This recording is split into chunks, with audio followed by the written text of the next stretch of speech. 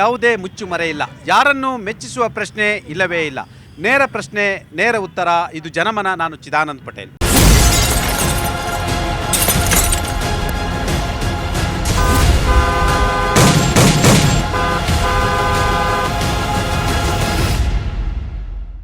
ಇನ್ನು ಕೇವಲ 15 ದಿವಸ ಇಸ್ರೇಲ್, ಅಮೆರಿಕ ಮತ್ತು ಇರಾನ್ ನಡುವೆ ಯುದ್ಧ ನಡೆದರೆ ಭಾರತಕ್ಕೆ ಅತಿ ದೊಡ್ಡ ಆರ್ಥಿಕ ಹೊಡೆತ ಆಗುತ್ತೆ. ಅದೆಷ್ಟೋ ಹೋಟೆಲ್ಗಳು ಬಂದಾಗ್ತವೆ.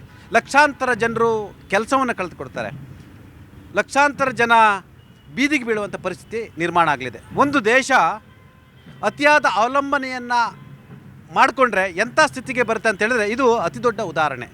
ಭಾರತದಲ್ಲಿರ್ತಕ್ಕಂಥ ಸಂಪನ್ಮೂಲಗಳನ್ನು ಬಳಸ್ಕೊಂಡು ಆರ್ಥಿಕವಾಗಿ ನಾವು ಸುಭದ್ರ ಆಗಬೇಕಂತೇಳಿದ್ರೆ ನಮ್ಮ ಸಂಪನ್ಮೂಲವನ್ನು ನಾವು ಎಲ್ಲ ರೀತಿಯಲ್ಲಿ ಬಳಸ್ಕೊಂಡು ಬೇರೆ ದೇಶಗಳಿಗೆ ಡಿಪೆಂಡ್ ಆಗದೇ ಇದ್ದರೆ ನಾವು ಸರ್ವೇ ಆಗಲಿಕ್ಕೆ ಸಾಧ್ಯ. ಬೇರೆ ಬೇರೆ ದೇಶಗಳಿಗೆ ಪ್ರತಿದಿನ ನಾವು ಡಿಪೆಂಡ್ ಆದರೆ ಇಡೀ ದೇಶ ಗ್ಯಾಸ್ ಟ್ರಬಲ್ಗೆ ಸಿಕ್ಕಿ ಹಾಕಿಕೊಳ್ಳುವ ಚಾನ್ಸಸ್ ಇರ್ತಕ್ಕಂಥದ್ದು. ಇನ್ನು 2 ವಾರ ಯುದ್ಧ ನಡೆದರೆ ದೇಶದ ಆರ್ಥಿಕ ವ್ಯವಸ್ಥೆ ಅಲ್ಲ, ಜನಜೀವನ ಅಸ್ತವ್ಯಸ್ತ ಆಗುವ ಎಲ್ಲ ಲಕ್ಷಣಗಳು ಇರ್ತಕ್ಕಂಥದ್ದು. ಎಲ್ಲದ್ರ ಬಗ್ಗೆ ಮಾತನಾಡಲಿಕ್ಕೆ ನಾವು ಇವತ್ತು ಅನೇಕ ನಾಯಕರುಗಳನ್ನ ಆಹ್ವಾನಿಸ್ತೀವಿ. ಹೋಟೆಲ್ ಉದ್ಯಮದವರಿದ್ದಾರೆ, ಆಮ್ ಆದ್ಮಿ ಪಾರ್ಟಿಯವರಿದ್ದಾರೆ, ಭಾರತೀಯ ಜನತಾ ಪಕ್ಷದ ಅನೇಕ ನಾಯಕರಿದ್ದಾರೆ, ಕಾಂಗ್ರೆಸ್ನ ಅನೇಕ ನಾಯಕರಿದ್ದಾರೆ, ಜೊತೆಗೆ ಕಮ್ಯುನಿಸ್ಟ್ ಪಕ್ಷದ ಅನೇಕ ನಾಯಕರು ಇದ್ದಾರೆ, ಅಮ್ಜದ್ರವರಿದ್ದಾರೆ. ಜೊತೆಗೆ ಹೋಟೆಲ್ ಉದ್ಯಮವನ್ನು ನಡೆಸ್ತಿರ್ತಕ್ಕಂಥ ತನ್ನದೇ ಆದ ಹೋಟೆಲ್ಗಳನ್ನು ಬೆಂಗಳೂರಲ್ಲಿ ಇಟ್ಕೊಂಡಿರ್ತಕ್ಕಂಥ ಹೋಟೆಲ್ ಉದ್ಯಮಿಯಾಗಿರ್ತಕ್ಕಂಥ ರೂಪಾ ಶಾಸ್ತ್ರಿ ಅವರು ಬಂದಿದ್ದಾರೆ. ರೂಪಾ ಶಾಸ್ತ್ರಿ ಅವರೇ, ನೀವು ಸದ್ಯ ಒಂದಷ್ಟು ಬೋಂಡಾ, ಕರೀಸ್ ಎಲ್ಲ ನಿಲ್ಲಿಸ್ಬಿಟ್ಟಿದ್ದೀರಿ ಅನ್ಸುತ್ತೆ ಅಲ್ವಾ? ನಮ್ಮಲ್ಲಿ ಸುಮಾರು 200 ಮೆನು ಇತ್ತು ಮುಂಚೆ, ಈಗ 50ಕ್ಕೆ ಬಂದಿದೆ. ಅದು ಸುಮಾರು ಒಂದು 4 ದಿನಗಳಿಂದ ಈಗ ನಮಗೆ ಸಿಲಿಂಡರ್ ಸಪ್ಲೈ ಕೂಡ ನಿಂತಿದೆ. ಈಗ ಪ್ರೈವೇಟಲ್ಲಿ ನಾವು ಸುಮಾರು 5,000 ರಿಂದ 6,000 ರೂಪಾಯಿ ಕೊಟ್ಟು ಖರೀದಿ ಮಾಡ್ತಾ ಇದ್ದೀವಿ. ಅಂದರೆ ಪ್ರೈವೇಟಲ್ಲಿ ಸಿಗುತ್ತಂದರೆ ಕಾಳಸಂತೆ ಕೋರರು ಜಾಸ್ತಿ ಇದ್ದಾರೆ ಅಂತ ಅರ್ಥನಾ? ಕಾಳಸಂತೆ ಅಂತ ಹೇಳೋಕ್ಕಾಗಲ್ಲ, ಯಾಕಂದರೆ ನಾವು ಪ್ರೈವೇಟಲ್ಲಿ ನಾವು ಮುಂಚೆನೂ ಪ್ರೈವೇಟನ್ನು ಅವಲಂಬಿತವಾಗಿದ್ವಿ. ಈಗ ಮುಂಚೆ ನಮಗೆ 1,680 ರೂಪಾಯಿಗೆ ಒಂದು ಸಿಲಿಂಡರ್ ಕೊಡ್ತಾಯಿದ್ರು, ಅದು 21 kg. ಇವತ್ತು ಅದು 3,800 ರೂಪಾಯಿಗೆ ಬಂದಿದೆ. ಅಂದರೆ ಯಾರು ಇದಕ್ಕೆ ಕಾರಣ? ಏನು ಹೊಣೆ? ನೀವು ವಿದ್ಯಾವಂತರಿದ್ದೀರಾ, ಅನೇಕ ರಸಪಾಕ ಹೋಟೆಲ್ಗಳನ್ನು ಬೆಂಗಳೂರಿನಲ್ಲಿ 3-4 ಹೋಟೆಲ್ಗಳನ್ನು ನಡೆಸ್ತಾ ಇದ್ದೀರಾ. ಒಂದು ಕಡೆ ಕಾರ್ಮಿಕರ ಸಮಸ್ಯೆ ಇರ್ತಕ್ಕಂಥದ್ದು, ಬೆಲೆ ಗಗನಕ್ಕೇರಿರ್ತಕ್ಕಂಥದ್ದು, ಮತ್ತು ಹಬ್ಬದ ಸಂದರ್ಭದಲ್ಲಿ ಇಂಥ ಸ್ಥಿತಿ ನಿರ್ಮಾಣ ಆಗಲಿಕ್ಕೆ ಯಾರು ಹೊಣೆ? ಪ್ರಾಮಾಣಿಕವಾಗಿ ಹೇಳಿ. ಈಗ ಮಧ್ಯಪ್ರದೇಶದಲ್ಲಿ ನಮಗೇನು ಇವಾಗ ಇಸ್ರೇಲ್ ಮತ್ತು ಇರಾನ್ ನಡುವೆ ವಾರ ಆಗುತ್ತೆ ಅಂತ ಗೊತ್ತಾದಾಗಿಂದ ನೀವು ಯಾವ ರೀತಿಯ ಒಂದು ಮುನ್ನೆಚ್ಚರಿಕೆ ಕ್ರಮಗಳನ್ನು ಕೈಗೊಳ್ಳಬೇಕಾಯಿತು ಕೇಂದ್ರ ಸರ್ಕಾರ ತಗೊಂಡಿಲ್ಲ. ಮೊದಲನೇದಾಗಿ ಮುಂದಿನ ದಿನಗಳಲ್ಲಿ ಈ ಥರ ಒಂದು ಪ್ರಾಬ್ಲಮ್ ನಮ್ಗೆ ಆಗುತ್ತೆ. ಈ ಥರ ಒಂದು ಈಗ ಟೋಟಲಿ ಸಿಸ್ಟಮೇ ಕೊಲಾಪ್ಸ್ ಆಗಿದೆ. ಇವತ್ತು ಖಾಲಿ ಹೋಟೆಲ್ ಉದ್ಯಮ ಅಷ್ಟೇ ಅಲ್ಲ, ಕಾರ್ಮಿಕರಿಗೂ ತೊಂದರೆ ಆಗಿದೆ, ಬೀದಿ ವ್ಯಾಪಾರಿಗಳಿಗೆ ತೊಂದರೆ ಆಗಿದೆ. ಇನ್ನೇನು ಟೈಲ್ಸು ಒಂದಿಷ್ಟಲ್ಲ, ಸುಮಾರು ಒಂದು 8 ರಿಂದ 10 ದೊಡ್ಡ ದೊಡ್ಡ ಗ್ಯಾಸ್ಗಳನ್ನು ಅವಲಂಬಿಸಿರುವಂತಹ ಎಲ್ಲ ಉದ್ಯಮದವರಿಗೆ ಇವತ್ತು ತೊಂದರೆ ಆಗಿರುವಂಥದ್ದು. ಇನ್ನೇನು ಇದೇ ಥರ ಒಂದು ವಾರ ಇದೇ ಮುಂದುವರೆದ್ರೆ ಎಲ್ಲ ಜನರ ಬದುಕು ಬೀದಿಗೆ ಬರುತ್ತೆ. ಅಂದರೆ ನೀವು ಹೇಳ್ತಿರ್ತಕ್ಕಂಥದ್ದು ಮೇಂಟೆನೆನ್ಸ್ ಸರಿ ಮಾಡ್ತಾ ಇಲ್ಲ ಅಂತನಾ, ಅಥವಾ ಅತಿಯಾದ ಅವಲಂಬನೆ ಇದಕ್ಕೆ ಕಾರಣ ಆಗುತ್ತೆ ಅಂತ ಹೇಳ್ತೀರಾ? ಈಗ ನಮಗೆ ಮೊದಲು ಎಷ್ಟು ಸ್ಟಾಕ್ ಇರುತ್ತೆ ಅಂತ ಮೊದಲೇ ನಮ್ಮ ಸರ್ಕಾರಕ್ಕೆ ಗೊತ್ತಿರುತ್ತೆ. ಇವಾಗ ಮಧ್ಯಪ್ರದೇಶದಿಂದ ಬರಲ್ಲ ಅಂತ ಗೊತ್ತಿದ್ದಾಗ ಇದನ್ನು ನಾವು ಯಾವ ರೀತಿ ಅದನ್ನು ನಾವು ಸಪ್ಲೈ ಮಾಡಬೇಕು.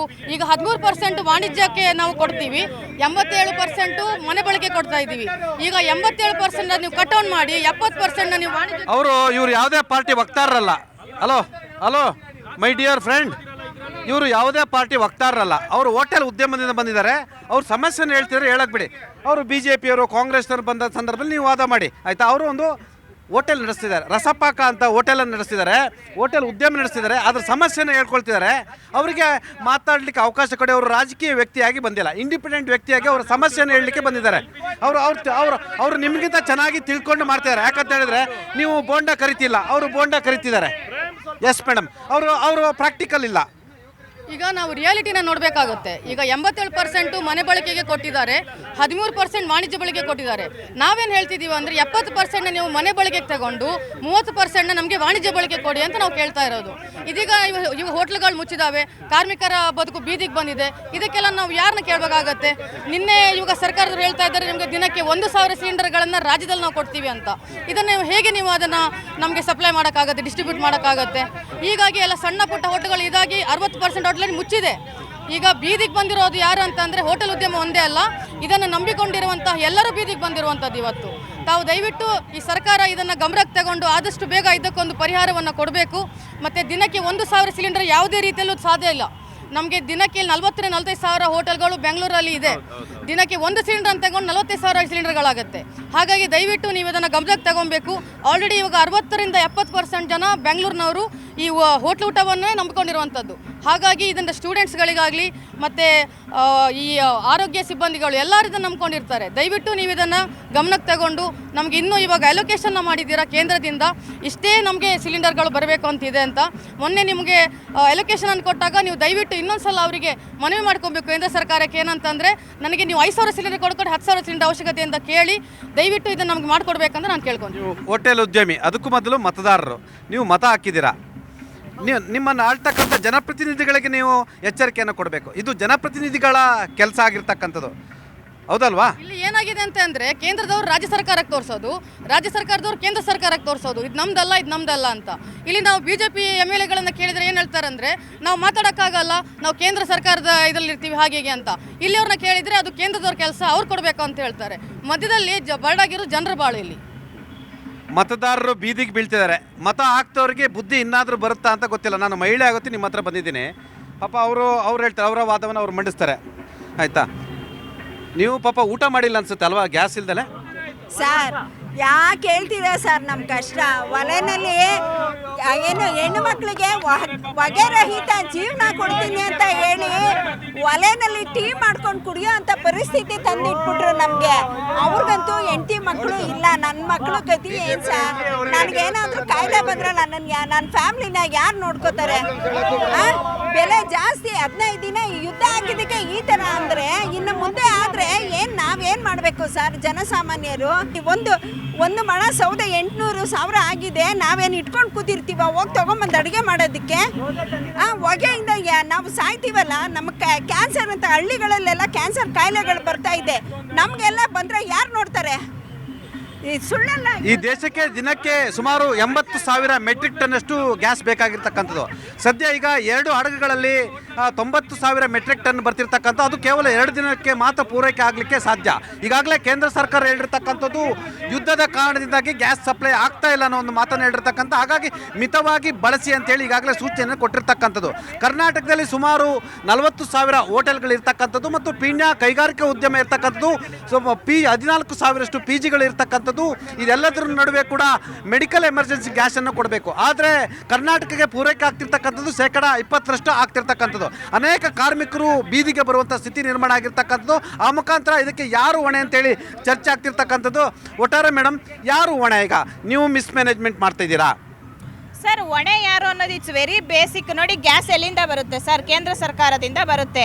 ನಮ್ಮ ಹತ್ರ 3 ಕಂಪನಿಗಳಿರುತ್ತೆ, IOC, BPL ಮತ್ತು HP ಕಂಪನಿಗಳು. ಈ 3 ಕಂಪನಿಗಳು, ಅದನ್ನು ಬಿಟ್ಟು ಪ್ರೈವೇಟಿಂದ ಏನು 3 ಕಂಪನಿಗಳಿದೆ, 6 ಕಂಪನಿಗಳಿಂದ ಗ್ಯಾಸ್ ಉತ್ಪಾದನೆ ಏನಾಗುತ್ತೆ ಅದು ಕೇಂದ್ರ ಸರ್ಕಾರ ನಮಗೆ ಪ್ರತಿದಿನ ಇಲ್ಲಿಗೆ ಕಳಿಸ್ಕೊಡುತ್ತೆ. ಅದನ್ನು ನಾವು ಪೂರೈಕೆ ಮಾಡ್ತೀವಿ ಅಷ್ಟೇ. ಕರ್ನಾಟಕದಲ್ಲಿ ಎಲ್ಲಾದರೂ ಗ್ಯಾಸ್ ಪ್ರೊಡಕ್ಷನ್ ಇದೆಯಾ ಸರ್? ಕರ್ನಾಟಕ ಗೌರ್ಮೆಂಟ್ ಹ್ಯಾಂಡಲ್ ಇದೆಯಾ? ನಮ್ಮ ಕರ್ನಾಟಕ ಗೌರ್ಮೆಂಟ್ ಯಾವ್ದಾದ್ರು BPCL, IOC, HPನ ಹ್ಯಾಂಡಲ್ ಮಾಡ್ತಿದ್ಯಾ? It's very basic thing. ಅದೇನಕ್ಕೆ ಈ BJP ಅವ್ರು ತಲೆ ಕೆಟ್ಟಿರೋ ಥರ ಮಾತಾಡ್ತಾರೋ ನಮಗಂತೂ ಗೊತ್ತಿಲ್ಲ. ನೋಡಿ, 16 ಹಡಗುಗಳು ಇವತ್ತು ಸ್ಟ್ರೈಟ್ ಆಫ್ ಹರ್ಮಾಜಲ್ಲಿ ಕ್ಯೂವಲ್ಲಿ ನಿಂತಿದೆ.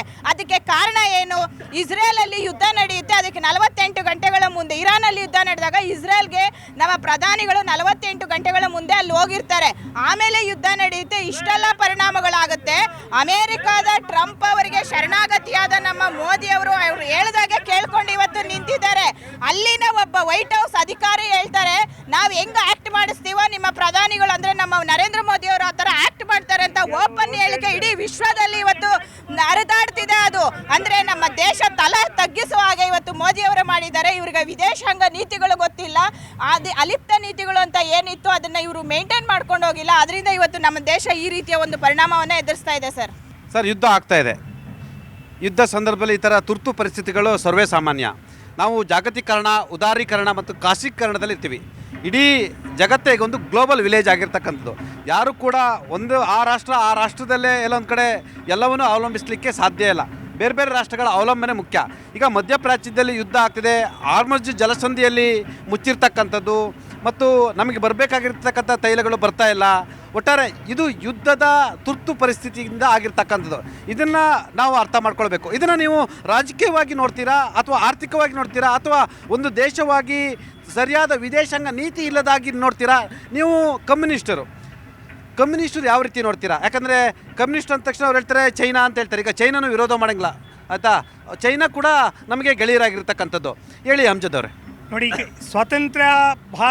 ಸ್ವಾತಂತ್ರ್ಯಗೊಂಡ ನಂತರ ಭಾರತ ದೇಶ ತಂದೆಯೇ ಆಗಿರ್ತಕ್ಕಂಥ ಒಂದು ಅಲಿಪ್ತ ನೀತಿಯನ್ನು ಅಳವಡಿಸ್ಕೊಂಡ್ಬಂದಿದೆ. ವಸಾಹತುಶಾಹಿ ವಿರುದ್ಧವಾಗಿರ್ತಕ್ಕಂಥ ಮನೋಭೂಮಿಕೆ ಭಾರತ ದೇಶ ಕಟಿಬದ್ಧವಾಗಿರ್ತಕ್ಕಂಥದ್ದು. ಅಂತಹ ಒಂದು ಅಲಿಪ್ತ ನೀತಿಯನ್ನು ಅನುಸರಿಸೋದ್ರಲ್ಲಿ ಮತ್ತು ದೇಶದ ಸಾರ್ವಭೌಮತ್ವವನ್ನು ಕಾಪಾಡೋದ್ರಲ್ಲಿ, ಒಂದು ಸ್ವಾವಲಂಬನ ಆರ್ಥಿಕ ನೀತಿಯನ್ನು ಕಾಪಾಡೋದ್ರಲ್ಲಿ ಪ್ರಸ್ತುತ ಕೇಂದ್ರ ಸರ್ಕಾರ ಸಂಪೂರ್ಣವಾಗಿ ವಿಫಲವಾಗಿದೆ ಅಂತಕ್ಕಂಥದ್ದನ್ನ ನಾವು ಈ ಸಂದರ್ಭದಲ್ಲಿ ಇವತ್ತು ಮನವರಿಕೆ ಮಾಡ್ಕೊಬೇಕಾಗಿದೆ. ಯಾಕಂದರೆ ಜಗತ್ತಿನಲ್ಲಿ ಯುದ್ಧೋನ್ಮಾದದ ಸ್ಥಿತಿ ಎಲ್ಲೆಡೆ ಆಗಿದೆ.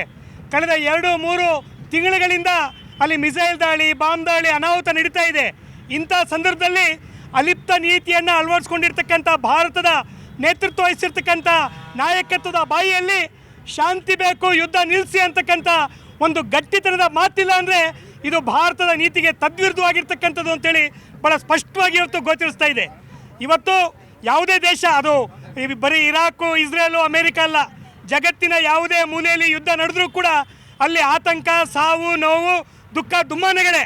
ಮತ್ತು ಜಾಗತಿಕವಾಗಿ ಯಾವುದೇ ಒಂದು ಮೂಲೆಯಲ್ಲಿ ಯುದ್ಧ ಆದರೂ ಕೂಡ ಅದರ ಪರಿಣಾಮ ಇವತ್ತು ಮತ್ತೊಂದು ದೇಶಕ್ಕೆ ಬೀಳ್ತಕ್ಕಂಥದ್ದು ಸಹಜ. ಇವತ್ತು ಒಂದು ದೂರಗಾಮಿ ಆರ್ಥಿಕ ಧೋರಣೆ ಇಲ್ಲದೆ ಇರತಕ್ಕಂಥ ಮತ್ತು ಅಂತಾರಾಷ್ಟ್ರೀಯವಾಗಿರ್ತಕ್ಕಂಥ ಕೆಲವು ರಚನಾತ್ಮಕವಾಗಿರ್ತಕ್ಕಂಥ ನಿಲುವು ತಗೊಳ್ಳೋದ್ರಲ್ಲಿ ಕೇಂದ್ರ ಸರ್ಕಾರ ವಿಫಲವಾಗಿರೋದ್ರಿಂದ ಇವತ್ತು ಬರೀ ಗ್ಯಾಸ್ ಮಾತ್ರ ಅಲ್ಲ, ಬೇರೆ ಬೇರೆ ಆಹಾರ ಪದಾರ್ಥಗಳಿರ್ಬೋದು, ಬೇರೆ ಬೇರೆ ನಾವು ಆಮದು ಮಾಡ್ಕೊಳ್ತಕ್ಕಂಥ ಸಾಮಗ್ರಿಗಳಿರ್ಬೋದು, ಇದ್ರ ಮೇಲೆ ಎಲ್ಲದ್ರ ಮೇಲೂ ಕೂಡ ಭಾಳ ಗಂಭೀರ ಪರಿಣಾಮ ಬೀರುತ್ತೆ. ಇವತ್ತು ಅಮೇರಿಕ ಒಂದು ವಸಾಹತುಶಾಹಿ ರಾಷ್ಟ್ರ, ಅಂಥ ವಸಾಹತುಶಾಹಿ ರಾಷ್ಟ್ರಗಳಿಗೆ ಬೆನ್ನೆಲುಬಾಗಿ ಇವತ್ತು ಭಾರತದ ನಾಯಕತ್ವ ನಿಲ್ಲುತ್ತಂದರೆ ಅದು ಭಾರತದ ನೀತಿಗೆ ತದ್ವಿರುದ್ಧವಾಗಿರ್ತಕ್ಕಂಥದ್ದು. ಆ ಹಿನ್ನೆಲೆಯಲ್ಲಿ ಸಮಸ್ಯೆಗಳು ಉಲ್ಬಣ ಆಗ್ತಾ ಇದ್ದಾವೆ. ಅಡುಗೆ ಮನೆಗೂ ಕೂಡ ಈಗ ಮಧ್ಯಪ್ರಾಚ್ಯ ಯುದ್ಧದ ಬಿಸಿ ಮುಟ್ಟಿರ್ತಕ್ಕಂಥದ್ದು. ನಿಮಗೆ ಗೊತ್ತಿರಲಿ, ಮೊದಲು ಆ್ಯಪ್ನಲ್ಲಿ ಬುಕ್ ಮಾಡಿದರೆ 10 ನಿಮಿಷದಲ್ಲಿ ಗ್ಯಾಸ್ ಬುಕ್ ಆಗ್ತಿತ್ತು. ಇವತ್ತು 2 ದಿನ ಬೇಕು. ಮೊದಲೆಲ್ಲ ಫೋನಲ್ಲಿ ಬುಕ್ ಮಾಡ್ಬೋದಿತ್ತು, ಈಗ ಫೋನಲ್ಲಿ ಬುಕ್ ಮಾಡಲಿಕ್ಕೆ ಸಾಧ್ಯ ಇಲ್ಲ. ಬುಕ್ ಮಾಡಿದರೂ ಕೂಡ ಮೊದಲು ಕನಿಷ್ಠ ಅಂತ ಹೇಳಿದ್ರೆ 24 to 48 ಅವರ್ಸ್ ಒಳಗಡೆ ಗ್ಯಾಸ್ ಮನೆಗೆ ಬಂದು ಬೀಳ್ತಿತ್ತು. ಈಗ 20 ದಿನ ಆದರೂ ಗ್ಯಾಸು ಸಿಗ್ತಾ ಇಲ್ಲ. ಅಂದರೆ ಅರ್ಥ 20% ಪೂರೈಕೆಯಿಂದ ಈಗ ಮನೆಯ ಅಡುಗೆ ಮನೆಗೂ ಕೂಡ ಇದರ ಬಿಸಿ ತಡ್ತಾ ಇದೆ. ಇದಕ್ಕೆ ಯಾರು ಹೊಣೆ? ನೀವು ಹೇಳ್ಬೋದು ವಿದೇಶಾಂಗ ನೀತಿ, ಮತ್ತೊಂದು ಮೋದಿಯವರು, ಮಗದೊಂದು ಅಂತ ಹೇಳ್ಬೋದು. ಆದರೆ ಈ ದೇಶದ ಜನರ ಪರಿಸ್ಥಿತಿ ಏನು? ಅವ್ರು ಹೇಳಿದ್ರು ಸರಿಯಾದ ವಿದೇಶಾಂಗ ನೀತಿ ಇಲ್ಲ, ದೂರಾಲೋಚನೆಗಳು ಇಲ್ಲ, ದೂರದೃಷ್ಟಿಗಳಿಲ್ಲ, ಮತ್ತು ಎಲ್ಲೊಂದು ಕಡೆ ಯಾವುದೋ ವಸಾಹತು ಸಾಯಿ ರಾಷ್ಟ್ರದ ಪರವಾಗಿ ನಿಂತರೆ, ರಾಷ್ಟ್ರ ಹೇಳ್ದಂಗೆ ಕೇಳಿದ್ರೆ ಎಂಥ ಸ್ಥಿತಿ ಆಗುತ್ತೆ ಅಂತ ಹೇಳಿದ್ರೆ, ಅಲ್ಲೆಲ್ಲೋ ಯುದ್ಧ ಆದರೆ ನಾವಿಲ್ಲಿ ಅನುಭವಿಸುವಂಥ ಸ್ಥಿತಿ ಬಂದಿದ್ದಲ್ಲ ಅಂತ ಹೇಳಿದ್ರೆ, ಅಂದರೆ ಇದಕ್ಕೆ ಯಾರು ಕಾರಣ?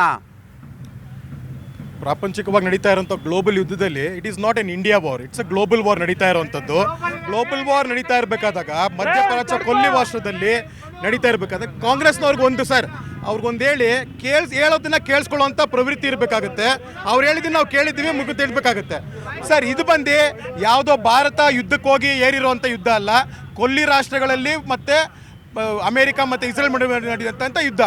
ಆದರೆ ಒಂದು ರಾಷ್ಟ್ರವಾಗಿ ಒಂದು ಸಾರ್ವಭೌಮತ್ವವನ್ನು ಕಾಪಾಡಿಕೊಳ್ಳುವಂಥ ಪ್ರತಿಯೊಂದು ಇದನ್ನು ನಮ್ಮ ರಾಷ್ಟ್ರ, ನಮ್ಮ ಕೇಂದ್ರ ಸರ್ಕಾರ, ಮೋದಿಜಿಯವರು ಮಾಡಿರುವಂಥದ್ದು. ಎಸ್ ಸರ್, ಹೇಳಿ ಸರ್, ಯಾರು ಇದಕ್ಕೆ ಹೊಣೆ? ಇದು ಹೊಣೆ ಆಗಬೇಕಾಗಿರ್ತಕ್ಕಂಥದ್ದು ಕೇಂದ್ರ ಸರ್ಕಾರನೇ. ಯಾಕೆಂದರೆ ದೇಶದಲ್ಲಿ ಮತ್ತು ಪ್ರಪಂಚದಲ್ಲಿ ಆಗುಹೋಗುಗಳನ್ನು ತಿಳಿದುಕೊಂಡು ಅದರಂತೆ ನಡ್ಕೊಬೇಕಾಗಿತ್ತು. ನಮಗೆ 90% LPG ಸಪ್ಲೈ ಆಗೋಂಥದ್ದು ಮಧ್ಯಪ್ರಾಚ್ಯ ದೇಶಗಳಿಂದ. ಆ LPG ಸಪ್ಲೈಯನ್ನು ಇವತ್ತು ನಾವು ಕಳ್ಕೊಂಡಿದ್ದೀವಿ. ಏನಂದರೆ ಇನ್ನೊಂದು LPG ಪ್ರೊಡಕ್ಷನ್ ಸಹ, ಯುದ್ಧದ ಕಾರಣ LPG ಪ್ರೊಡಕ್ಷನ್ ಸಹ ನಿಂತಿದೆ. ಇದು ಹೀಗೆ ಮುಂದುವರೆದ್ರೆ ಮುಂದೆ ಈ ವಾರ ನಾವು ಹೇಳ್ತಾ ಇದ್ದೀವಿ ಇಂಡಸ್ಟ್ರಿಯಲ್ ಗ್ಯಾಸ್ ಕೊಡಲ್ಲ ಮತ್ತು ಕಮರ್ಷಿಯಲ್ ಗ್ಯಾಸ್ ಸಪ್ಲೈ ಇಲ್ಲ ಅಂತ, ಕೇವಲ ಮನೆಗೆ ಡೊಮೆಸ್ಟಿಕ್ ಗ್ಯಾಸ್ ಕೊಡ್ತೀವಿ ಅಂತ ಮಾತ್ರ ಹೇಳ್ತಾ ಇದ್ದೀವಿ.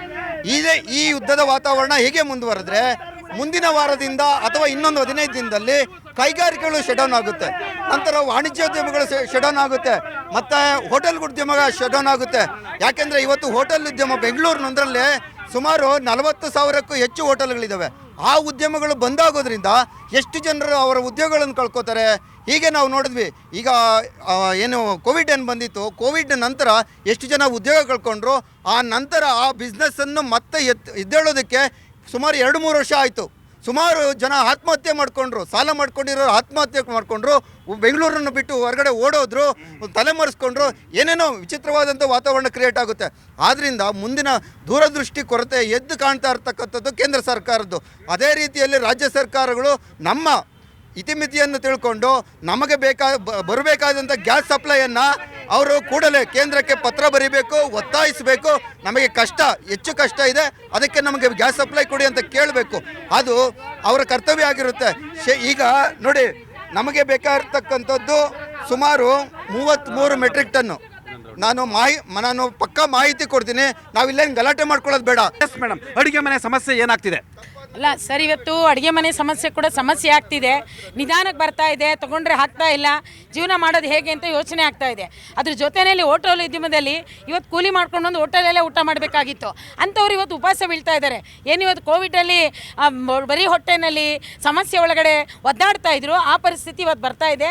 ಇವತ್ತು ಕೇಂದ್ರ ಸರ್ಕಾರ ವಿದೇಶಾಂಗ ನೀತಿ ಪ್ರಕಾರ ಯುದ್ಧ ನಿಲ್ಲಿಸೋದಕ್ಕೆ ಏನು ಮಾಡಬೇಕು, ಯಾವ ರೀತಿ ಮಾತಾಡಬೇಕು, ನಿಲ್ಲಿಸಿ ಹೇಗೆ ಸಲಕರಣೆಯನ್ನು ನಮ್ಮ ದೇಶಕ್ಕೆ ಕೇಂದ್ರ ಸರ್ಕಾರ ಉದ್ದೇಶಪೂರ್ವಕವಾಗಿ ಈ ಥರದ್ದು ತೊಂದರೆಯನ್ನು ಕೊಡ್ತಿದೆಯಲ್ಲ.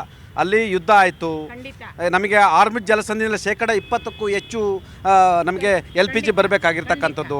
ಇವತ್ತು ಇಡೀ ಜಗತ್ತಿನ ಸುಮಾರು 20 ಕಂಟ್ರಿಗಳು ಪರಸ್ಪರ ಯುದ್ಧವನ್ನು ಮಾಡ್ತಿದ್ದಾವೆ. ನಾವು ಗಲ್ಫ್ ರಾಷ್ಟ್ರವನ್ನು ಹೆಚ್ಚು ಅವಲಂಬನೆ ಮಾಡ್ಕೊಂಡಿರ್ತಕ್ಕಂಥದ್ದು. ನಾನು ಅದಕ್ಕೆ ಹೇಳಿದೆ, ನಮ್ಮ ನೈಸರ್ಗಿಕ ಸಂಪತ್ತನ್ನು ಬಳಸ್ಕೋಬೋದು, ಕಲ್ಲಿದ್ದಲನ್ನು ಅನಿಲವಾಗಿ ಬಳಸ್ಕೊಳ್ತಕ್ಕಂಥದ್ದು, ಜೈವಿಕ ಅನಿಲವನ್ನು ಬಳಸ್ಕೊಳ್ತಕ್ಕಂಥದ್ದು, ಮತ್ತು LPG ಗ್ಯಾಸ್ ಸಿಗ್ತಕ್ಕಂಥ ನಿಕ್ಷೇಪಗಳನ್ನ ಹುಡುಕ್ತಕ್ಕಂಥದ್ದು. ಹಾಗಾಗಿ ನಾವು ಇನ್ವೆಸ್ಟ್ಮೆಂಟ್ ಮಾಡಬೇಕು. 2017ರಲ್ಲಿ ಕೂಡ ಇಂಡಿಯಾದಲ್ಲಿ ಕೂಡ ಒಂದಷ್ಟು ಇನ್ವೆಸ್ಟ್ಮೆಂಟ್ ಸಂಬಂಧಪಟ್ಟ ಒಂದು ಪಾಲಿಸಿಯನ್ನು ತಂದರು. ಅದು ಪಾಲಿಸಿಯಾಗಿ ಉಳಿದಿದೆ ವಿನ ಇವತ್ತು ಆ ಪಾಲಿಸಿ ಎಕ್ಸಿಕ್ಯೂಟ್ ಆಗಲಿಲ್ಲ ಅನ್ನೋದಕ್ಕೆ ಇವತ್ತು ಎಷ್ಟು ಎಫೆಕ್ಟ್ ನಮ್ಮ ಕಣ್ಣು ಮುಂದೆ ಇರ್ತಕ್ಕಂಥದ್ದು. ಖಂಡಿತ ಸರ್, ಈ ಎಫೆಕ್ಟ್ ಆಗ್ತಾ ಇದೆ. ನಮ್ಮಲ್ಲಿ ಏನು ಮಾಡಬೇಕು, ನಮ್ಮಲ್ಲೇ ಉತ್ಪಾದನೆ ಮಾಡುವಂಥ ವ್ಯವಸ್ಥೆಯನ್ನು ಕೂಡ ಮನಗಣಬೇಕು ಕೇಂದ್ರ ಸರ್ಕಾರ. ಜೊತೆಗೆ ಈ ಯುದ್ಧವನ್ನು ನಿಲ್ಲಿಸಲಿಕ್ಕೆ ಒಂದಷ್ಟು ಫೋರ್ಸನ್ನು ತೊಗೊಂಡು ಬರಬೇಕು, ಅವ್ರ ಜೊತೆ ಮಾತಾಡಿ ಹೇಳಿ ಯುದ್ಧ ನಿಲ್ಲಬೇಕು ಅನ್ನೋದು ಒಂದು ಮಾತಾಡಬೇಕು. ಅಮೆರಿಕ ಆಗಿರ್ಬೋದು, ಇಸ್ರೇಲ್, ಇರಾನ್ಗಾಗಿರ್ಬೋದು ಮಾತಾಡಬೇಕು. ಯುದ್ಧದಿಂದ ಆಗ್ತಾ ಇರೋಂಥ ಸಮಸ್ಯೆಯಿಂದ ಇಡೀ ಬೆಲೆ ಏರಿಕೆ, ಜನಸಾಮಾನ್ಯರ ಪರಿಸ್ಥಿತಿ ಬೀದಿಗಿಳಿತಾ ಇದೆ. ಇವತ್ತು ಆಹಾರ ಇಲ್ಲದೆ ಸಾಯುವಂಥ ಹಾಹಾಕಾರ ಬರುವಂಥ ಸಂದರ್ಭ ಬಂದಿದೆ. ಮನೋರೆ, ಆತ್ಮನಿರ್ಭರ್ ಬಗ್ಗೆ ತಾವು ಮಾತಾಡ್ತೀರಾ, ಉದ್ದುದ್ದ ಭಾಷಣವನ್ನು ಮಾಡ್ತೀರಾ, ಗಂಟೆಗಟ್ಟಲೆ ಲೆಕ್ಚರಿಂಗನ್ನು ಕೊಡ್ತೀರಾ. ಆ ಆತ್ಮನಿರ್ಭರ್ ಬಗ್ಗೆ ಈಗ ಎಷ್ಟು ಅವಶ್ಯಕತೆ ಇದೆ ಅನ್ನೋದು ಈಗ ಅರ್ಥ ಆಗ್ತಿದೆಯಲ್ಲ. ಅದು ಪುಸ್ತಕದ ಬದನೆಕಾಯಿಯಾಗಿ ಉಳಿತಾ, ಅಥವಾ ಇಂಥ ಸಂದರ್ಭದಲ್ಲಿ ಆತ್ಮನಿರ್ಭರ್ ಏನಾದರೂ ಆಗಿದ್ದರೆ, ಇಂಥ ಸಂದರ್ಭದಲ್ಲಿ ನೀವು ಆಪ್ನವರು, ಕಾಂಗ್ರೆಸ್ನವರು, ಕಮ್ಯುನಿಸ್ಟರು, ಹೋಟೆಲ್ ಉದ್ಯಮದವರು ನಿಮ್ಮನ್ನು ದೂಷಣೆ ಮಾಡ್ತಕ್ಕಂಥ ಪರಿಸ್ಥಿತಿಯೇ ಇರ್ತಿರ್ಲಿಲ್ಲ ಅಲ್ವಾ?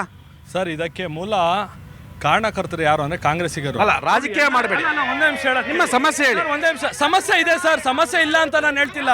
ಅದು ಕೇಂದ್ರ ಸರ್ಕಾರ ಸಹ ಒಪ್ಕೊಂಡಿದೆ, ರಾಜ್ಯ ಸರ್ಕಾರ ಒಪ್ಕೊಂಡಿದೆ. ಅದನ್ನು ಎತ್ತಿಟ್ಕೊಂಡು ರಾಜ್ಯ ಸರ್ಕಾರ ರಾಜಕೀಯ ಮಾಡ್ತಿದೆ. ಏನಾದ್ರು ನೋಡಿ ಸರ್, ಈಗ ಮನೆ ಗೃಹ ಬಳಕೆ ಅದರಲ್ಲಿ ಯಾವುದೇ ರೀತಿ ಸಮಸ್ಯೆ ಇಲ್ಲ. ಇನ್ನೊಂದು ಏನು ಅಂದರೆ ಜನಸಾಮಾನ್ಯರು ಸಹ ಅರ್ಥ ಮಾಡ್ಕೋಬೇಕು. ಜನಸಾಮಾನ್ಯರಿಗೆ ಕಾಂಗ್ರೆಸ್ಸಿಂದ ಆತಂಕ ಹುಟ್ಟಿದೆ. ಏನು ಅಂದರೆ ಬುಕ್ ಮೇಲೆ ಅದೊಂದು ಸ್ಟ್ರಕ್ ಆಗಿದೆ ಸರ್, ಅದರಿಂದ ಒಂದು ಸಮಸ್ಯೆ ಉಂಟಾಗಿದೆ. ಜೊತೆಗೆ ನೋಡಿ, ಈ ಕಳ್ಳ ಸಂತೆಯಲ್ಲಿ ಮಾರಾಟವಾಗ್ತಿದೆ ಸರ್. ಪ್ರತಿಯೊಂದು ಏಜೆನ್ಸಿಲಿ ನೋಡಿ, ಬ್ಲ್ಯಾಕಲ್ಲಿ 3,000, 4,000, 5,000 ಆ ರೀತಿ ಮಾರಾಟ ಆಗ್ತಿದೆ. ಅದರಿಂದ ಸಮಸ್ಯೆ ಆಗ್ತಿದೆ ಅಷ್ಟೇ. ಇದಕ್ಕೆ ಏನು ಗೊತ್ತಾ ಸರ್, ಕೇಂದ್ರದಿಂದ ಮಿಲಿಟರಿ ಕರ್ಸ್ಬಿಟ್ಟು ಹಿಡಿಯೋಕ್ಕಾಗುತ್ತಾ ಸರ್? ಲೋಕಲ್ ಇರ್ತಕ್ಕಂಥ ರಾಜ್ಯ ಸರ್ಕಾರದಲ್ಲಿ ಪೊಲೀಸ್ ಅವ್ರು ಏನವ್ರೆ, ಅವ್ರ ವಿರುದ್ಧ ಅವರು ತನಿಖೆ ಮಾಡಿ ಅವ್ರನ್ನ ಹಿಡ್ದು ಯಾವ ಕಾನೂನು ರೀತಿ ಕ್ರಮ ಸೀಸ್ ಮಾಡಿದ್ರೆ ಸಮಸ್ಯೆ ಕಳ್ಳಸಂತೆಯಲ್ಲಿ ಏನೇ ನಡೀತಿದೆಯಲ್ಲ ಸರ್, ಅದಕ್ಕೆ ಪರಿಹಾರ ಸಿಕ್ಕಿದ್ರೆ ಜನಸಾಮಾನ್ಯರು ಆರಾಮಾಗಿ ಉಸಿರಾಡ್ಬೋದು. ಕಾಂಗ್ರೆಸ್ಸಿಗರು ಮೊದಲಿಗೆ ರಾಜಕೀಯ ಮಾಡೋದನ್ನ ಬಿಡಬೇಕು. ಅವ್ರು ಹೇಳ್ತಾರೆ, ನಿಮ್ಮ ಆರ್ಥಿಕ ನೀತಿ, ವಿದೇಶಾಂಗ ನೀತಿ ಫೇಲ್ಯೂರ್ ಆದರೆ ಈ ಥರ ಆಗುತ್ತೆ ಅಂತೇಳಿ. ನಾನು ಹೇಳ್ದೆ, ಆತ್ಮನಿರ್ಭರ್ ಬಗ್ಗೆ ನೀವು ಮಾತನಾಡ್ತೀರಾ, ಭಾಷಣ ಮಾಡ್ತೀರಾ. ಇವತ್ತು ಇಲ್ಲಿರ್ತಕ್ಕಂಥ ಸಂಪನ್ಮೂಲವನ್ನು ಬಳಸ್ಕೊಂಡು ನಾವು ಇಂಥ ಸಂದರ್ಭದಲ್ಲಿ ನಾವು ಎಷ್ಟು ಅನುಕೂಲ ಆಗುತ್ತೆ ಅನ್ನೋದು ಇವತ್ತು ಜಗತ್ತಿಗೆ ಗೊತ್ತಾಗ್ತಿರ್ತಕ್ಕಂಥದ್ದು. ನಾವು ಗಲ್ಫ್ ರಾಷ್ಟ್ರಗಳಿಗೆ ಎಷ್ಟು ನಾವು ಬೇರೆ ಬೇರೆ ದೇಶಗಳ ಮೇಲೆ ಡಿಪೆಂಡ್ ಆಗಿದ್ದೀವಿ ಅನ್ನೋದು ಇವತ್ತು ಭಯ ಆಗುತ್ತೆ, ಹೌದಲ್ವಾ? ನಿಮಗೆ ಇನ್ನೊಂದು ಸ್ವಲ್ಪ ದಿವಸ, ಇನ್ನು 2 ವಾರ ಯುದ್ಧ ನಡೆದರೆ ನಿಮ್ಮ ಮನೆಯಲ್ಲೂ ಕೂಡ ಗ್ಯಾಸ್ ಖಾಲಿ ಆಗುತ್ತೆ. ನಿಮ್ಮ ಹೆಂಡತಿ ನಿಮ್ಮನ್ನು ಸುಮ್ಮನೆ ಬಿಡಲ್ಲ, ನಾನು BJP ಅಂದರೆ ಸುಮ್ಮನೆ ಬಿಡಲ್ಲ ಅಂಥ ಸ್ಥಿತಿ ನಿರ್ಮಾಣ ಆಗುತ್ತೆ. ಎಸ್, ಅಲ್ಲಿ ಯುದ್ಧ ಆಗ್ತಿದೆ, ಹಲವಾರು ಕಾರಣಗಳಿರ್ತಕ್ಕಂಥದ್ದು. ಆದರೆ ನಾವು ಪೂರ್ವ ತಯಾರಿ ಅನ್ನೋದು ಇರಬೇಕಲ್ವಾ? ವಿದೇಶಾಂಗ ನೀತಿ, ಇಂಟೆಲಿಜೆನ್ಸು ಇವೆಲ್ಲವೂ ಕೂಡ ಇರೋದು ಯಾಕೆ ಹೇಳಿ? ಒಂದು ದೇಶದಲ್ಲಿ ಯುದ್ಧ ಆಗುತ್ತೆ, ಇಂಥ ಸಮಸ್ಯೆ ಆಗುತ್ತೆ ಅಂತ ಹೇಳಿದ್ರೆ ಮೊದಲೇ ಅದನ್ನೆಲ್ಲ ತಿಳಿಸಿ ನಮಗೇನು ಬೇಕು ಅದನ್ನು ಸರಕು ಸಾಗಣೆ ವ್ಯವಸ್ಥೆಯನ್ನು ರೆಡಿ ಮಾಡ್ಕೋಬೇಕಲ್ವಾ? ಸರ್, ಇವತ್ತು ಇಡೀ ದೇಶದಲ್ಲಿ ಒಂದು ಉತ್ತಮ ಆರ್ಥಿಕತೆ ಇರೋದ್ರಿಂದಲೇ ಇವತ್ತು ಇಷ್ಟು ಒಂದು ಮ್ಯಾನೇಜ್ಮೆಂಟನ್ನು ಆಗ್ತಾ ಇರ್ತಕ್ಕಂಥದ್ದು. ಇಲ್ಲ ಅಂದರೆ ದೇಶದ ಪರಿಸ್ಥಿತಿ ಅಲ್ಲೋಲ ಕಲ್ಲೋಲ ಆಗ್ತಾ ಇತ್ತು. ಇದ್ರ ಜೊತೆಯಲ್ಲಿ ವಿದೇಶಾಂಗ ನೀತಿ ಒಳ್ಳೆ ಸಂಬಂಧ ಇರೋದ್ರಿಂದ, ಒಳ್ಳೆ ವ್ಯವಸ್ಥೆ ಇರೋದ್ರಿಂದ ಇವತ್ತು ನಿನ್ನೆ ಏನು 2 ಹಡಗುಗಳು ಅನಿಲ ಬಂತಲ್ಲ, ಆ ಒಂದು ಉತ್ತಮ ಸಂಬಂಧದಿಂದಲೇ ಇವತ್ತು ಬಂದಿರತಕ್ಕಂಥದ್ದು. ಸರ್, ಇವತ್ತು ಯುದ್ಧ ನಡೀತಾ ಇರ್ತಕ್ಕಂಥದ್ದು ಅಮೇರಿಕ ಮತ್ತು ಇರಾನು. ಈ ಸಮಸ್ಯೆ ಅನ್ನೋದು ಭಾರತಕ್ಕೆ ಮಾತ್ರ ಒದಗಿ ಬಂದಿರತಕ್ಕಂಥದ್ದಲ್ಲ, ಇಡೀ ಪ್ರಪಂಚದಲ್ಲಿ ಯಾವ್ಯಾವ ದೇಶಗಳಿದೆ, ಯಾವ್ಯಾವ ಕಂಟ್ರಿಗಳಿದೆ, ಎಲ್ಲದಕ್ಕೂ ಸಮಸ್ಯೆ ಇರ್ತಕ್ಕಂಥದ್ದು. ಅದರಲ್ಲೂ ಕೂಡ ಭಾರತ ಉತ್ತಮವಾಗಿ ಹ್ಯಾಂಡ್ಲ್ ಮಾಡ್ಕೊಂಡು ಜನರಿಗೆ ತೊಂದರೆ ಆಗಬಾರ್ದು ಅಂತ ಹೇಳ್ಬಿಟ್ಟು ಒಂದು ವ್ಯವಸ್ಥಿತವಾದ ಸಪ್ಲೈಯನ್ನು ಮಾಡ್ಕೊಂಡು ಕೊಡ್ತಾ ಇದ್ರು. ಇವತ್ತು ಕಾಳಸಂತೆ ಅನ್ನೋದು ಸೃಷ್ಟಿಯಾಗಿದೆ. ಸರ್, ಇವತ್ತು ನಾವು ದುಡ್ಡು ಕೊಟ್ಟರೆ ಸಿಗ್ತಾ ಇಲ್ಲ, ಆನ್ಲೈನ್ ಬುಕ್ ಮಾಡೋದು ಸಿಗ್ತಾ ಇಲ್ಲ ಅನ್ನೋದು ಕಾಳಸಂತೆಯಲ್ಲಿ ಗ್ಯಾಸ್ ಹೆಂಗೆ ಸಿಗುತ್ತೆ? ದುಡ್ಡು ಜಾಸ್ತಿ ಕೊಡ್ತೀವಿ ಅಂತಂದರೆ ಗ್ಯಾಸ್ ಸಿಗುತ್ತೆ, ದುಡ್ಡು ಕಮ್ಮಿ ಕೊಡ್ತೀವಿ ಅಂದರೆ ಸಿಗಲ್ಲ ಅಂದ್ರೆ ಕಾರಣಕರ್ತರು ಇವತ್ತು ವಿರೋಧ ಪಕ್ಷ ಕಾಂಗ್ರೆಸ್ ಅವರು ಮತ್ತೆ ಆಮ್ ಆದ್ಮಿ ಇರ್ತಕ್ಕಂಥವ್ರು. ಅವರು ಕಾಳಸಂತೆಯಲ್ಲಿ ಮಾರ್ತಾ ಇದ್ದಾರೆ. ಏನ್ರಿ ಇದು? ಉನ್ನಾರ ಇರ್ತಕ್ಕಂಥದ್ದು ವಿರೋಧ ಪಕ್ಷಗಳು ಇವತ್ತು ಕಾಳಸಂತೆ ಕೋರನ್ನ ಹುಟ್ಟಾಕ್ತಾ ಇರ್ತಕ್ಕಂಥದ್ದು ವಿರೋಧ ಪಕ್ಷಗಳು. ನಾನು ಹೇಳಿದೆ ನಿಮಗೆ, ಭಾರತ ಸರ್ಕಾರದ ಸ್ಟ್ಯಾಂಡ್ ಏನು? ಇಸ್ರೇಲ್ ಪರವಾಗಿಯಾ, ಅಮೆರಿಕ ಪರವಾಗಿಯಾ, ಇರಾನ್ ಪರವಾಗಿಯಾ? ನಾವು ಯುದ್ಧದ ಪರವಾಗಿದ್ದೀವಾ, ಯುದ್ಧದ ವಿರುದ್ಧವಾಗಿದ್ದೀವಾ? ನಾವು ಇರಾನ್ ಪರವಾಗಿದ್ದೀವಾ ಅಥವಾ ಅಮೆರಿಕದ ಪರವಾಗಿದೆಯಾ? ಒಂದು ದೇಶ ವಸಾಹತುಶಾಹಿ ದೇಶ ಅಮೆರಿಕ ಹೇಳುತ್ತೆ 1 ತಿಂಗಳು ನೀವು ರಷ್ಯಾದಲ್ಲಿ ಖರೀದಿ ಮಾಡಿ ಅಂತ ಹೇಳ್ತಿದ್ದಾರೆ. ಇದ್ರ ಅರ್ಥ ಏನು? ಸಂದೇಶ ಜಗತ್ತಿಗೆ ಏನಾಗುತ್ತೆ ಸರ್? ನಾವು ನನ್ನ ಪ್ರಶ್ನೆ ನೀವು ಉತ್ತರ ಕೊಡಬೇಕು. ಆಯ್ತು, ಯಾಕೆ ನಮ್ಮ ದೇಶವನ್ನ ಅಮೆರಿಕ ರೂಲ್ ಮಾಡ್ಬೇಕಾ? ನಾನು ನನ್ನ ಮನೆಗೆ ಬೇಕಾಗಿದ್ನ ಇವ್ರು ಪ್ರಶ್ನೆ ಮಾಡಲ್ಲ. ಇವತ್ತು ಕೇಳ್ತಾ ಇದ್ದೀರಲ್ಲ, ಎಲ್ಲ ಏನ್ ಕೇಳ್ತಾ ಇದೀರಾ? ಈ ದೇಶದ ಪರವಾಗಿ ನಿಲ್ತೀರಾ, ಆ ದೇಶದ ಪರವಾಗಿ ನಿಲ್ತೀರಾ ಅಂತ ಕೇಳ್ತಾ ಇದೀರಾ. ನಾವ್ ಯಾವತ್ತಿಗೂ ಯಾವ ದೇಶದ ಪರವಾಗಿ ನಿಂತಿದೀವಿ ಅಂತ ಹೇಳ್ತಾ ಇಲ್ಲ. ನಾವ್ ಯಾವಾಗಿದ್ರು ಕೂಡ ಈ ದೇಶದ ಜನರ ಪರವಾಗಿ ನಿಂತಿರೋದು, ಈ ದೇಶದ ಜನದ ಪರವಾಗಿ ನಾನು ಕೇಳ್ತಿರೋದು ಫಾರಿನ್ ಪಾಲಿಸಿ ಬಗ್ಗೆ ನಾನು ಮಾತನಾಡ್ತಿದ್ದೀನಿ. ನೀವು ನನಗೆ ದಾರಿ ತಪ್ಸಕ್ಕೆ ಬರಬೇಡಿ. ನಾನು ಫಾರಿನ್ ಪಾಲಿಸಿ ಬಗ್ಗೆ ಮಾತಾಡ್ತೀನಿ. ಈ ದೇಶ ಆ ದೇಶ ಅಲ್ಲ. ನಿಮ್ಮ ಫಾರಿನ್ ಪಾಲಿಸಿ ನೀವು ಇರಾನ್ ಜೊತೆ ಇದ್ದೀರಾ, ಇಸ್ರೇಲ್ ಜೊತೆ ಇದ್ದೀರಾ, ಅಮೆರಿಕ ಜೊತೆ ಇದ್ದೀರಾ. ಒಂದು ದೇಶ ನಮಗೆ ರಷ್ಯಾದಿಂದ ಖರೀದಿ ಮಾಡಿದೆ ಅಂತ ಹೇಳಿದ್ರೆ ಇದು ನೀವು ಒಪ್ತೀರಾ? ಭಾರತದ ವಿದೇಶಾಂಗ ನೀತಿ ಯಾವ ತರ ಇದೆ ಅಂತ ಹೇಳಿದ್ರೆ, ಪ್ರತಿಯೊಂದು ದೇಶನೂ ಕೂಡ ಭಾರತದ ಸ್ನೇಹ ಕೇಳ್ಕೊಂಡು ಬರ್ತಾ ಇದೆ. ಅದ್ರಲ್ಲಿ ಹೋಗ್ಬಿಟ್ಟು ನಾವ್ ಯಾವ್ದೋ ಒಂದು ಬೇಕಂತ ಹೇಳ್ಬಿಟ್ಟು ಯಾವ್ದೋ ಒಂದು ದೇಶ ಯುದ್ಧದಲ್ಲಿ ನಾವು ಸಿಗಾಕೊಂಡು ನಮ್ಮ ದೇಶದ ಜನಕ್ಕೆ ಆತಂಕ ತರುವಂತ ವಿಷಯ ನಾವು ಮಾಡಕ್ ಹೋಗಲ್ಲ. ನಮ್ಮ ದೇಶದಲ್ಲಿ ನಮ್ಮ ನಾಯಕತ್ವ ಯಾವ ತರ ಇದೆ ಅಂತ ಹೇಳಿದ್ರೆ, ಇವತ್ತು ಜಗತ್ತಿನಲ್ಲಿ ಎಲ್ಲಾ ದೇಶಗಳು ಏನಂತ ಒಂದಲ್ಲ ಒಂದು ರೀತಿ ಯುದ್ಧಗಳಲ್ಲಿ ತೊಡಗಿಸ್ಕೊಂಡಿದೆ. ಒಂದು ಆಂತರಿಕ ಯುದ್ಧ ಆಗಿರ್ಬೋದು, ಈಚೆ ಆದ್ರೂ ಯುದ್ಧ, ಬೇರೆ ದೇಶದ ಮೇಲೆ ಯುದ್ಧ ಮಾಡ್ಬೋದು. ಆದ್ರೆ ಇವತ್ತು ನಮ್ಮ ದೇಶದಲ್ಲಿ ಜನರು ಆರಾಮಾಗೆ ಮಲಗಿದ್ದಾರೆ ಮನೆಯಲ್ಲಿ. ಯಾಕೆ ಅಂತ ಹೇಳಿದ್ರೆ, ಇವತ್ತು ನಮ್ಮ ದೇಶದ ನಾಯಕತ್ವ ಮತ್ತೆ ನಮ್ಮ ಆರಾಮಾಗೆ ಮಲಗಿದಾರ ನಮ್ಮ ದೇಶದ ಜನ. ಅವ್ರು ಹೇಳಿದ ಪ್ರಕಾರ ನಮಗೆ ಫಸ್ಟ್ ಆಫ್ ಆಲ್ ಜಸ್ಟಿಸ್ ಬೇಕು. ಖಂಡಿತವಾಗ್ಲೂ ಆರಾಮಾಗಿ ಮಲಗಿಲ್ಲ. ಯಾವ ರೀತಿ ಆರಾಮಾಗಿ ಮಲಗಿದ್ದಾರೆ ಸರ್? ಒಂದು ಎಂಪ್ಲಾಯ್ಮೆಂಟು ಪ್ರಾಬ್ಲಮ್ಮು, ಅನ್ಎಂಪ್ಲಾಯ್ಮೆಂಟು, ಈ ಥರ ಗ್ಯಾಸು ಎಲ್ಲನೂ ಗ್ಲೋಬಲಲ್ಲಿ ಡಿಪೆಂಡ್ ಆಗ್ತಾ ಇದ್ದಾರೆ. ಇದೇ ಬಯೋಗ್ಯಾಸು ಏನಾದರೂ ಅವರು ಒಂದು 2 ತಿಂಗಳು ಮುಂಚೆ 3 ತಿಂಗಳು ಮುಂಚೆ ಪ್ಲ್ಯಾನ್ ಮಾಡಿದರೆ 31 ದಿನದಲ್ಲಿ ಬಯೋಗ್ಯಾಸ್ ಉತ್ಪನ್ನವಾಗಿ ಎಷ್ಟೋ ಮನೆಗಳಿಗೆ ಪೈಪ್ಲೈನ್ ಮುಖಾಂತರ ಇದಾಗ್ಬೋದಾಗಿತ್ತು, ಸಪ್ಲೈ ಆಗ್ಬೋದಾಗಿತ್ತು. ಇದರಿಂದ ಎಷ್ಟು ಉದ್ಯೋಗ ಅವಕಾಶ ಕೊಡ್ಬೋದು. ನಿಮ್ಮ ವಾದ ಏನು? ಇಲ್ಲ, ನಾವು ಎಲ್ಲ ರಾಷ್ಟ್ರಗಳ ಜೊತೆ ಚೆನ್ನಾಗಿದ್ದೀವಿ, ಆ ಸಂಬಂಧದಿಂದ 2 ಹಡಗು ಬರ್ತದೆ. 2 ಹಡಗು 90,000 ಮೆಟ್ರಿಕ್ ಟನ್ ತರ್ತಾ ಇದೆ. 2 ಹಡಗು ಅಷ್ಟೇ, ಒಂದೊಂದು ಹಡಗಲ್ಲಿ 90,000 ಮೆಟ್ರಿಕ್ ಟನ್. ನಮಗೆ ಒಂದು ದಿನಕ್ಕೆ ಬೇಕಾಗಿರ್ತಕ್ಕಂಥ ಈ ದೇಶಕ್ಕೆ 80,000 ಮೆಟ್ರಿಕ್ ಟನ್ ಗ್ಯಾಸ್ ಅಂತ ತಮಗೆ ಗೊತ್ತಿರಲಿ. ಅದು ಬಿಟ್ಟು ನೀವು, ನಾನು ಹೇಳ್ತಿದ್ದು ವೈಜ್ಞಾನಿಕವಾಗಿ, ರಚನಾತ್ಮಕವಾಗಿ, ಆರ್ಥಿಕತೆಯಿಂದ, ವಿದೇಶಾಂಗ ನೀತಿಯಿಂದ ನೀವು ಚರ್ಚೆ ಮಾಡಿ. ಇದಕ್ಕೆ ರಾಜಕಾರಣ ಮಾಡಲ್ಲ. ನಮ್ಮ ದೇಶಕ್ಕೆ ನೀವು 80,000 ಮೆಟ್ರಿಕ್ ಟನ್ ಅಂತ ಹೇಳ್ತಾ ಇದ್ದೀರಿ. ಸ್ವದೇಶಿಯಲ್ಲಿ ಎಷ್ಟು ಪ್ರೊಡಕ್ಷನ್ ಆಗ್ತಾ ಇದೆ? 40% ನಮ್ಮಲ್ಲಿ ಪ್ರೊಡಕ್ಷನ್ ಆಗ್ತಾ ಇದೆ. 60% ರೀ, ಮಾಹಿತಿ ತಿಳ್ಕೊಂಬರ್ರಿ. ಸುಮ್ಮನೆ ಬುಳ್ಳೆ ಬಿಡಬೇಡಿ. ಬಂದಿಲ್ಲಿ ನನಗೆ ಗೊತ್ತಿದೆ, ನಾನು ಸುಮ್ಮನೆ ಬುಳ್ಳೆ ಬಿಡಲ್ಲ. 40% ಪ್ರೊಡಕ್ಷನ್ ಆಗುತ್ತೆ. ಇನ್ನು ಬೇಕಾಗಿರೋದು 60% ನಮಗೆ ಇಂಪೋರ್ಟ್ ಮಾಡ್ಕೊಳ್ತೀವಿ. ಸೊ ಈಗ ನಮಗೆ 3 ಹಡಗು ಬಂದಿದೆ. ಅದು ನಂದಾದೇವಿ, ಶಿಲಾಂಗ್ ಆಗಿರ್ಬೋದು, 3 ಹಡಗು ಬರ್ತಾ ಇದೆ. ಪ್ರಪ್ರಥಮ ಬಾರಿಗೆ ಇವತ್ತು ಭಾರತ ಸಮಸ್ಯೆನಲ್ಲಿದ್ದಾಗ ನಮ್ಮ ನೌಕೆಗಳು, ಯುದ್ಧ ನೌಕೆಗಳು ಹೋಗಿ ಹರ್ಮುಜ್ ಜಲಸಂಧಿಯ ಮುಖಾಂತರ ನಮ್ಮ ನೌಕೆಗಳು ಆರಾಮಾಗಿ ಬರ್ತಾ ಇದ್ದಾವೆ. ಯಾವುದೇ ದೇಶದ ಹಡಗುಗಳು ಆಚೆ ಹೋಗ್ತಾ ಇಲ್ಲ. ಇದಕ್ಕೆ ಕಾರಣ ಈ ದೇಶ ತುಂಬಾ ಆರ್ಥಿಕವಾಗಿ ಹಾಗೂ ಸದೃಢವಾದ ಕೈಗಳಲ್ಲಿರೋದಕ್ಕೆ ಕಾರಣ. ಇದೇ ರೀತಿ 1991 ಸಮಸ್ಯೆ ಆದಾಗ 91ರಲ್ಲಿ ಬರೀ 5 ದಿವಸಕ್ಕೆ ನಮ್ಮ ಹತ್ರ ಸ್ಟಾಕ್ ಇರಲಿಲ್ಲ. 5 ದಿವಸಕ್ಕೆ ಪೆಟ್ರೋಲ್ ಹಾಕಾರಾಗೋಗಿತ್ತು. ಇವತ್ತು ನಾವು ಸ್ಟಾಕ್ ಇಟ್ಕೊಂಡಿರ್ತಕ್ಕಂಥದ್ದು 75-80 ದಿವಸದವರೆಗೂ ಆಯಿಲ್ ಅನ್ನು ನಾವು ಇಟ್ಕೊಂಡಿದ್ದೀವಿ. ಅದೇ ಕಾರಣಕ್ಕೋಸ್ಕರ ಭಾರತದ ಆಯಿಲ್ ರೇಟ್ ಜಾಸ್ತಿ ಆಗಿಲ್ಲ, ಪೆಟ್ರೋಲ್ ಡೀಸೆಲ್ ರೇಟ್ ಜಾಸ್ತಿ ಆಗಿಲ್ಲ. ಇನ್ನು ಗ್ಯಾಸ್ ರೇಟ್ 60 ರೂಪಾಯಿ ಮಾರಿರಲ್ಲ, ಅದೇನದು? ನಾನು ಹೇಳ್ತೀನಿ, ಸರ್, ನಾವು LPG ಅನ್ನ ಇಂಪೋರ್ಟ್ ಮಾಡ್ಕೊಳ್ತೀವಿ ಮ್ಯಾಕ್ಸಿಮಮ್. ಆದ್ರೆ ಆಯಿಲ್ ಪ್ರೊಡಕ್ಷನ್ ನಮ್ಮಲ್ಲಿ ಇರೋದ್ರಿಂದ, ಅಂದ್ರೆ ರಿಸರ್ವ್ ಇರೋದ್ರಿಂದ 75 ದಿವಸದವರೆಗೂ ಸಮಸ್ಯೆ ಇಲ್ಲ. LPG ಹೇಳಿದ್ರಿ ಸರ್, LPG ಸಮಸ್ಯೆ ಆಗ್ಲಿಕ್ಕೆ ಕಾರಣ ಏನು? ಈ ದೇಶದ ಎಲ್ಲೆಲ್ಲಿ ಕಾಂಗ್ರೆಸ್ ಆಡಳಿತ ಇದೆಯೋ ಆ ದೇಶಗಳಲ್ಲಿ, ರಾಜ್ಯಗಳಲ್ಲಿ ಯಾಕೆ ಸಮಸ್ಯೆ ಆಗ್ತಾ ಇದೆ ಅಂದ್ರೆ, ಇಲ್ಲಿ ಕಾಳಸಂತೆಯಲ್ಲಿ ಮಾರುಕಟ್ಟೆ ಮಾಡ್ತಾ ಇರ್ತಕ್ಕಂಥ ಇರ್ತಕ್ಕಂಥದ್ದು ಯಾರು? ಕಾಂಗ್ರೆಸ್ನವರು. ಮಹಾರಾಷ್ಟ್ರದಲ್ಲಿ ಸಮಸ್ಯೆ ಇಲ್ಲ, ಮಧ್ಯಪ್ರದೇಶ ಸಮಸ್ಯೆ ಇಲ್ಲ, ಗುಜರಾತ್ ಅಲ್ಲಿ ಇಲ್ಲ, ರಾಜಸ್ಥಾನದಲ್ಲಿ ಇಲ್ಲ, ಬೆಂಗಳೂರಲ್ಲಿ ಆಗ್ತಾ ಇದೆ, ಹೈದರಾಬಾದ್ ಅಲ್ಲಿ ಆಗ್ತಾ ಇದೆ, ಹಿಮಾಚಲ್ ಪ್ರದೇಶದಲ್ಲಿ ಆಗ್ತಾ ಇದೆ. ಲೂಟಿಕೋರ್ ಯಾರು? ಗ್ಯಾಸ್ ಕದೀತಾ ಇರೋರು ಯಾರು? ಕಾಂಗ್ರೆಸ್ನವರು. ಈಗ ಕಾಂಗ್ರೆಸ್ನವರು ಗ್ಯಾಸ್ ಕದೀತಿದ್ದಾರೆ ಅಂತ ಹೇಳಿದ್ರು. ಅವ್ರು ಹೇಳಿದ್ರು ಮಹಾರಾಷ್ಟ್ರದಲ್ಲಿ ಇಂಥ ಸಮಸ್ಯೆ ಇಲ್ಲ, ಮಧ್ಯಪ್ರದೇಶದಲ್ಲಿ ಇಂಥ ಸಮಸ್ಯೆ ಇಲ್ಲ, ರಾಜಸ್ಥಾನ ಸಮಸ್ಯೆ ಇಲ್ಲ ಅಂತ ಹೇಳಿದ್ರು. ಕರ್ನಾಟಕದಲ್ಲಿ ಈ ಥರ ಸಮಸ್ಯೆಯನ್ನು ಸೃಷ್ಟಿ ಮಾಡಿದ್ರು ಅಂತ ಹೇಳಿದ್ರು ಸನ್ಮಾನ್ಯರು. ಮಹಾರಾಷ್ಟ್ರದಲ್ಲಿ LPG ಬಳಕೆ 5%, ಬರೀ 5% ಅಲ್ಲಿ ಸಿಗ್ತಾ ಇರೋದು. ನಮ್ಮ ಕರ್ನಾಟಕದಲ್ಲಿ 14% ಸಿಗ್ತಾ ಇರೋದು. ಹಾಗಾಗಿ ಯಾವುದೇ ಪ್ರಾಪರ್ ವಿದೇಶಿ ನೀತಿ ಇಲ್ಲದೆ, ಯಾಕಂದರೆ ಇಡೀ ಭಾರತ ದೇಶದ LPG ಇವತ್ತು 70% ನಾವು ಗಲ್ಫ್ ರಾಷ್ಟ್ರಗಳ ಮೇಲೆ ಡಿಪೆಂಡ್ ಆಗಿರುವಂಥದ್ದು. ಅಂದರೆ 33.1 ಮಿಲಿಯನ್ ಟನ್ ಅಷ್ಟು ಇಲ್ಲೇ ನಾವು ಬಳಕೆ ಮಾಡ್ತಾ ಇದ್ದೀವಿ. ಇಂಥದ್ರಲ್ಲಿ ಯಾವುದೇ ವಿದೇಶಿ ನೀತಿ ಇಲ್ಲ, ಅಲಿಪ್ತ ನೀತಿಗಳನ್ನು ಇವರು ತಗೊಂಡಿಲ್ಲ. ನೋಡಿ, ಕಳೆದ ನಿಮ್ಮ ಇತಿಹಾಸ ತೆಗೆದು ನೋಡಿದ್ರೆ ಇರಾನ್ ದೇಶ ಯಾವ ರೀತಿ ಭಾರತ ದೇಶಕ್ಕೆ ಸಹಾಯ ಮಾಡಿತ್ತು, ಯಾವ್ಯಾವ ರೀತಿಯಲ್ಲಿ, ಅದು ರೂಪಾಯಿನಲ್ಲಿ ವ್ಯವಹಾರ ಆಗಿರ್ಬೋದು, ಅಥವಾ ಅಕ್ಕಿ ತೊಗೊಂಡು ಅವರು ಪೆಟ್ರೋಲ್ ಮತ್ತು LPG ಕೊಡುವಂತಾಗಿರ್ಬೋದು. ಇಂತಹ ಕಷ್ಟದ ಕಾಲದಲ್ಲಿ ಬಂದು ಅವರು ಯುಕೋ ಬ್ಯಾಂಕ್ಗೆ 56,000 ಕೋಟಿ ರೂಪಾಯಿ ಅವಾಗ ಅವರು ಹಣವನ್ನು ರೂಪಾಯಿ ಮೂಲ್ಯದಲ್ಲಿ ಇಟ್ಟಿದ್ರು. ಡಾಲರಲ್ಲಿ ಅವರು ವ್ಯವಹಾರ ಮಾಡಿರಲಿಲ್ಲ. ಇಂತಹ ಒಂದು ರಾಷ್ಟ್ರದ ಒಬ್ಬ ರಾಷ್ಟ್ರ ನಾಯಕ ತೀರ್ಕೊಂಡ್ರೆ ಆ ರಾಷ್ಟ್ರ ನಾಯಕನಿಗೆ ಸಂತಾಪ ಸೂಚನೆ ಮಾಡುವಂಥ ಒಂದು ಸೌಜನ್ಯ ಈ ದೇಶದ ಪ್ರಧಾನಮಂತ್ರಿಗಿಲ್ಲ. ಈ ದೇಶದ ಪ್ರಧಾನಮಂತ್ರಿ ವಿಶ್ವಗುರು ಆಗೋದಕ್ಕೆ ಹೋಗ್ತಾ ಇದ್ದಾರೆ. ಒಂದು ವಿದೇಶಿ ನೀತಿ ಇಲ್ಲ, ಅಲಿಪ್ತ ನೀತಿಯನ್ನು ಇವರು ಅಳವಡಿಸ್ಕೊಳ್ಳೋಕೆ ಆಗ್ತಾ ಇಲ್ಲ. ಇವತ್ತು ನೋಡಿ, ಇಸ್ರೇಲ್ ಜೊತೆಯಲ್ಲಿ ಇವರು ಹೋಗಿದ್ದಾರೆ. ಇಡೀ ಅಮೇರಿಕಾದ ಮಿತ್ರ ರಾಷ್ಟ್ರಗಳು ಇವತ್ತು ಅಮೇರಿಕ ತೆಗೆದುಕೊಂಡಂತಹ ಹೆಜ್ಜೆಯ ವಿರುದ್ಧವಾಗಿ ಇವತ್ತು ಎಲ್ಲ ರಾಷ್ಟ್ರಗಳು ನಾವು ಅವ್ರಿಗೆ ಈ ಯುದ್ಧದಲ್ಲಿ ಸಹಾಯ ಮಾಡಲ್ಲ ಅಂತ ಹೇಳಿದ್ದಾರೆ. ಆದರೆ ನಮ್ಮ ಭಾರತ ದೇಶದ ಪ್ರಧಾನಮಂತ್ರಿಯ ನಿಲುವು ಏನು? ದೇಶದ ವಿದೇಶಿ ನೀತಿಯ ವಿದೇಶಾಂಗ ಸಚಿವರ ನಿಲುವೇನು? ಏನೂ ಸ್ಪಷ್ಟವಾಗಿ ಹೇಳ್ತಾ ಇಲ್ಲ. ಹಾಗಾಗಿ ಈ ದೇಶದಲ್ಲಿ ಅರಾಜಕತೆ ಸೃಷ್ಟಿ ಮಾಡುವಂಥ ಒಂದು ಕೆಲಸವನ್ನು ಇವರು ಮಾಡ್ತಾ ಇದ್ದಾರೆ. ಈ ದೇಶದ ದಿನನಿತ್ಯದ ಏನು ವಸ್ತುಗಳಿದೆ ಅದರ ಬೆಲೆ ಏರಿಕೆ ಆಗ್ತಾ ಇದೆ. ಇವತ್ತು ಮಹಿಳೆಯರು ಗ್ಯಾಸ್ ಇಲ್ಲದೆ ಇರೋದ್ರಿಂದ, ಕೊರತೆಯಿಂದ ಬಳಲ್ತಾ ಇದ್ದಾರೆ. ಇದನ್ನು ಅವರು ಭಾಳ ಬೇಗ ಇತ್ಯರ್ಥ ಮಾಡಬೇಕು, ಇಲ್ಲದ್ರೆ ಈ ದೇಶದ ಜನ ಇದಕ್ಕೆ ತಕ್ಕ ಉತ್ತರ. ಕಾಂಗ್ರೆಸ್ ಆಡಳಿತ ರಾಜ್ಯಗಳಲ್ಲಿ ಇಂಥ ಅಭಾವ ಸೃಷ್ಟಿಯಾಗಿದೆ, ಬಿಕ್ಕಟ್ಟು ಸೃಷ್ಟಿಯಾಗಿದೆ ಅಂತೇಳಿ ಆರೋಪವನ್ನು ಮಾಡ್ತವ್ರೆ.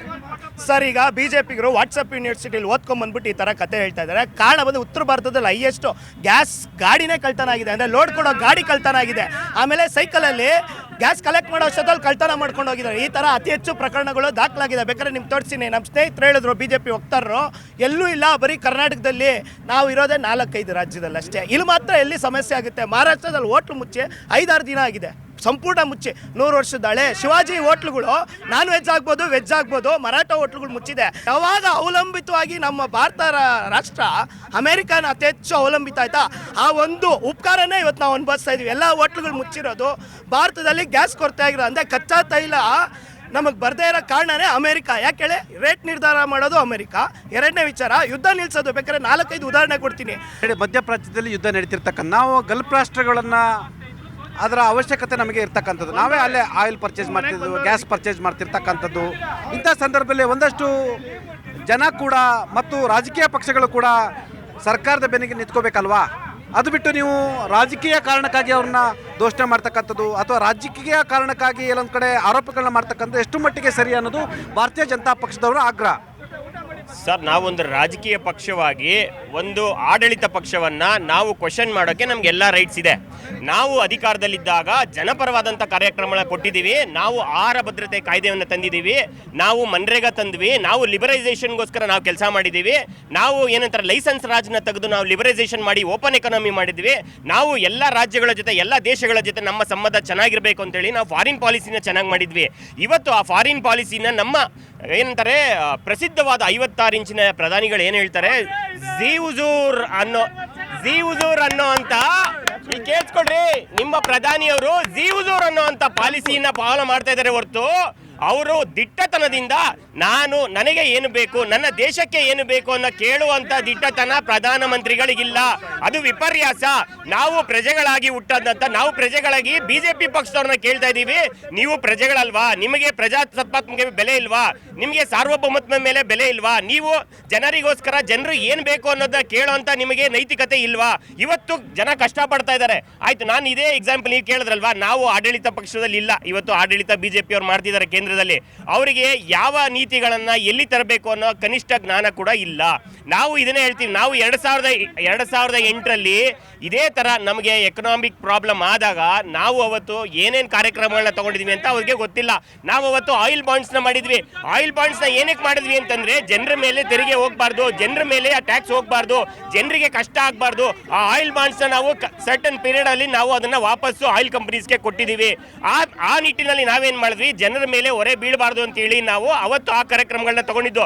ಇವತ್ತು ನಾನು ಏನು ಹೇಳಕ್ಕೆ ಇಷ್ಟಪಡ್ತೀನಿ ಅಂತ BJP ಪಕ್ಷದವರು ಒಂದು ಅರ್ಥ ಮಾಡ್ಕೋಬೇಕು, ಇದು utter failure of energy security. Yes sir ಒಟ್ಟಾರೆ ಏನು ಹೇಳ್ತೀರಿ ಸರ್ ಇದ್ರ ಬಗ್ಗೆ? ಅವ್ರು ಹೇಳ್ತಾರೆ ಇದಕ್ಕೆ ಒಂದು ಇವತ್ತಿನ ಬಿಕ್ಕಟ್ಟಿನ ಈ ಸಂದರ್ಭದಲ್ಲಿ ಕೇಂದ್ರ ಸರ್ಕಾರ ತನ್ನ ಬದ್ಧತೆಯನ್ನು ಪ್ರದರ್ಶನ ಮಾಡಬೇಕು. ಈ ದೇಶದಲ್ಲಿ ಸರ್ವಪಕ್ಷಗಳ ಸಭೆಯನ್ನು ತುರ್ತಾಗಿ ಕರಿಬೇಕು.